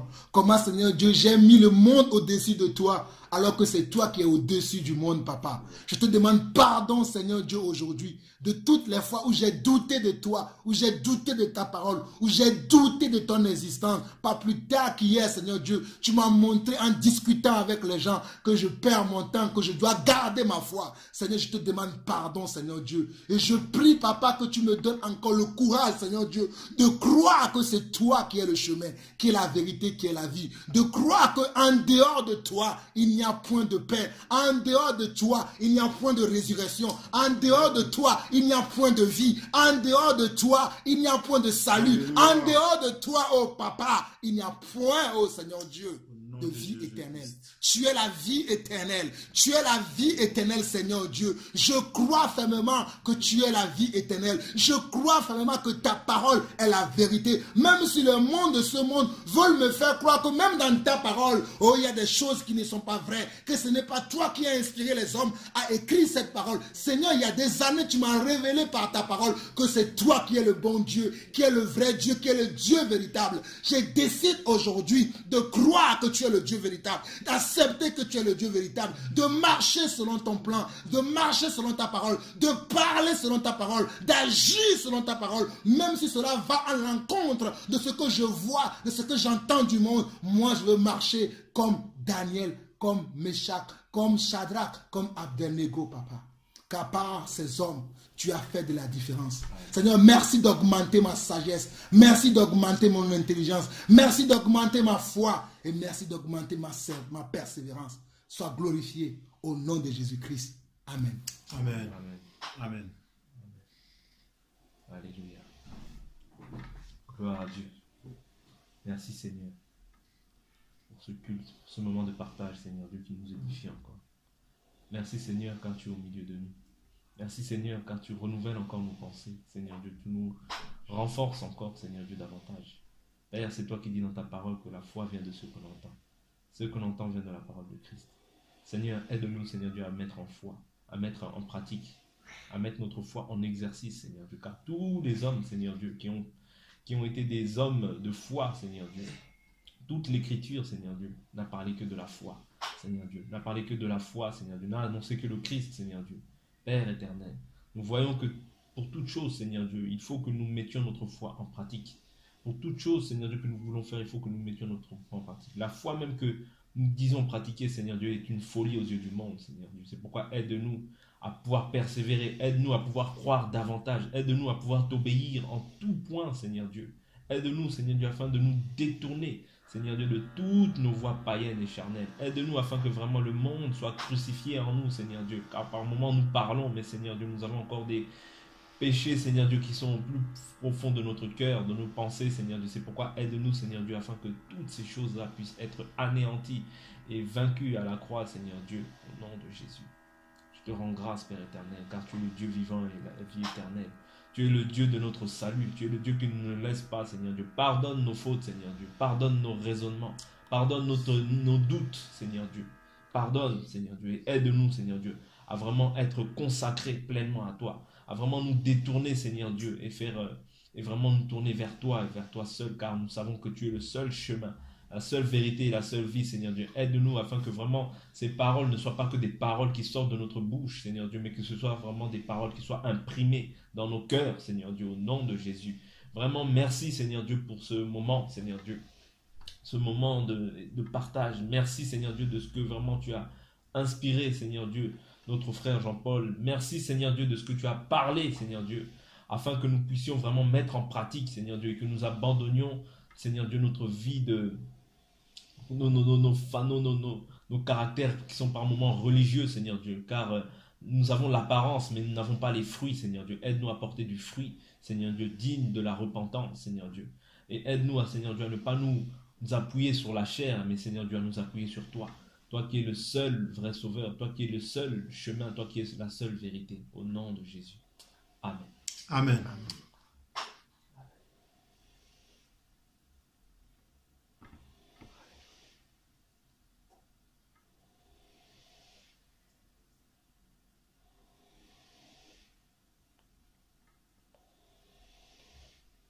Seigneur, nous te remercions pour ce moment de joie et de paix, Seigneur. Nous te remercions pour tout ce que tu fais, Seigneur. Toi qui mets les paroles dans le cœur et dans la bouche, Seigneur. Parce que c'est toi qui se révèle, Seigneur. Seigneur, nous te remercions. Et il faut que tu mettes la crainte de ton nom dans notre cœur, Seigneur, afin que nous suivons ta parole. Aide-nous, Seigneur, afin que le monde soit, et que nous invitons tout ce qui est dans le monde, Seigneur, et que nous ayons ta crainte, Seigneur. Oh Dieu, sanctifie nos cœurs tous les jours, purifie-nous, Seigneur. Aide-nous à te chercher, aide-nous à être en connexion avec toi tous les jours, Seigneur. Oh Papa, pour ne pas que cette vie de séduction soit dans notre vie, Papa. C'est toi seul qui peut nous aider. Parce que tu es notre vie. C'est toi seul qui peut nous aider. Nous n'avons que toi seulement. Nous n'avons personne d'autre que toi, Seigneur. C'est toi que nous voulons suivre. Nous ne voulons pas suivre d'autres dieux, Seigneur. Amen. Oh Dieu. Éloigne de nous tout mal, éloigne de nous toutes choses, toutes les choses de ce monde, Seigneur. Tous les vices, Papa. Tout ce qui ne te convient pas, tout ce qui n'est pas de toi, éloigne-nous de ces choses, Seigneur. Et que nous ayons tes pensées. Parce que nos pensées ne sont pas tes pensées, Seigneur. Répare-nous tes pensées, Seigneur. Répare-nous la crainte de ton nom. Oh Seigneur. Inonde nos cœurs. Inonde nos cœurs, Seigneur. De ton esprit, Papa. Oh Dieu. Je te bénis, je te loue, Seigneur. J'implore ta grâce sur notre vie. J'implore ta miséricorde sur notre vie, Seigneur. Bénis chacun de nous présents aujourd'hui. Et tous ceux qui ne sont pas venus. En ce moment, tous ceux qui invoquent ton Saint-Nom, bénis-les, Seigneur. Oh Dieu. Que tous ceux qui ne te connaissent pas puissent te connaître, Seigneur. Oh Père. C'est toi seul qui guide. Il faut nous guider, Seigneur. Il faut nous guider que nous puissions marcher selon ton esprit, mais pas selon la chair. Parce que tu dis que la chair est contraire à celui de l'esprit, Seigneur. Oh, guide-nous toujours. Nous avons besoin de toi. Nous avons besoin de ton aide, Seigneur. Fortifie-nous. Oh Dieu. Sanctifie et fortifie toujours le frère. Seigneur, c'est toi qui l'as choisi. C'est toi-même. Il faut le sanctifier. Il faut le fortifier. Il faut le guider, Seigneur. Que tout ce qui sort de sa bouche soit de toi, Seigneur. Oh, Papa. Bénis tous ceux qui sont présents dans cette maison. Et bénis tous ceux qui habitent là, Seigneur. Parce que tu nous donnes l'occasion de se réunir ici le dimanche, Papa. Mais toutes choses ont permis, Papa. Oh Dieu, je bénis ton nom. J'élève ton nom au nom de Jésus. Seigneur, éloigne-nous de nous tout regard hautain. Éloigne de nous toute maladie. Éloigne de nous toutes choses négatives. Toutes choses qui ne viennent pas de toi, Seigneur. Parce qu'à la croix, tu as tout accompli pour nous. À la croix, tu as pris nos maladies, nos péchés, nos iniquités, Seigneur. C'est-à-dire que si nous vivons maintenant, ce n'est plus nous qui vivons, mais c'est le Christ qui vit en nous, Seigneur. Il faut guider chacun de nous, Père. Oh Dieu, même quand on est malade, qu'on est infime, qu'on n'est pas pu, mais tu as dit le jour de la résurrection, Seigneur, le jour de l'enlèvement, on sera enlevé, glorieux. On sera enlevé, papa. Mais il faut nous guider parce que ce n'est pas encore fini. Nous sommes en guerre, Seigneur. Nous sommes en guerre. Tu as dit qu'on est parfait, tu as dit que tu es parfait et que nous soyons aussi parfaits comme toi. Mais Seigneur, pour être parfait comme toi, il faut que nous soyons en paix avec tous nos ennemis. Que nous soyons en paix avec tout le monde, Seigneur. Oh Dieu. Seigneur, guide-nous, Seigneur, quand on a besoin de toi. Nous ne pouvons pas sans toi. Nous ne pouvons pas, Seigneur. Mais aide-nous, Seigneur. Oh Dieu, je bénis ton nom, j'élève ton nom au nom de Jésus. Je te remercie, Seigneur. Amen. Amen. Amen. Gloire à Dieu.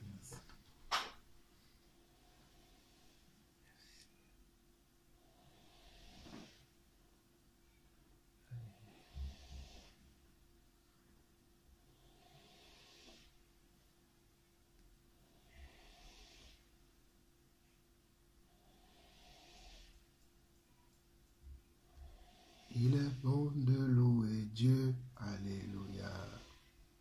Il est bon de louer Dieu, alléluia. Il est bon d'élever Dieu, alléluia. Il est bon de louer Dieu, alléluia. Louons-le, alléluia, louons-le, alléluia. Qu'il est bon d'élever Dieu, alléluia. Qu'il est bon de louer Dieu, alléluia. Qu'il est bon d'élever Dieu, alléluia. Élevons-le, alléluia. Chantons-le, alléluia. Qu'il est bon d'adorer Dieu, alléluia. Qu'il est bon d'adorer Dieu, alléluia. Qu'il est bon d'adorer Dieu, alléluia. Adore-le, alléluia. Adore-le, alléluia. Qu'il est bon d'adorer Dieu, alléluia. Qu'il est bon d'élever Dieu, alléluia. Qu'il est bon de chanter Dieu, alléluia. Adore-le, alléluia. Adore-le, alléluia. Alléluia, alléluia, alléluia. Qu'il est bon d'élever Dieu, alléluia. Qu'il est bon de chanter Dieu, alléluia. Qu'il est bon d'élever Dieu, alléluia. Élevons-le, alléluia. Élevons-le, alléluia. Qu'il est bon de chanter Dieu, alléluia. Qu'il est bon d'élever Dieu, alléluia. Qu'il est bon de chanter Dieu, alléluia. Chantons-le, alléluia. Levons-le, alléluia. Alléluia, alléluia, élevons-le, alléluia, alléluia, alléluia, alléluia. Oh, qu'il est bon de chanter Dieu, alléluia. Qu'il est bon d'élever Dieu, alléluia. Oh, qu'il est bon d'adorer Dieu, alléluia. Adore-le, alléluia. Adore-le, alléluia. Adore-le, alléluia. Alléluia, alléluia, alléluia. Oh, qu'il est bon d'élever Dieu, alléluia. Qu'il est bon de chanter Dieu, alléluia. Oh, qu'il est bon de chanter Dieu, alléluia. Adore-le, alléluia.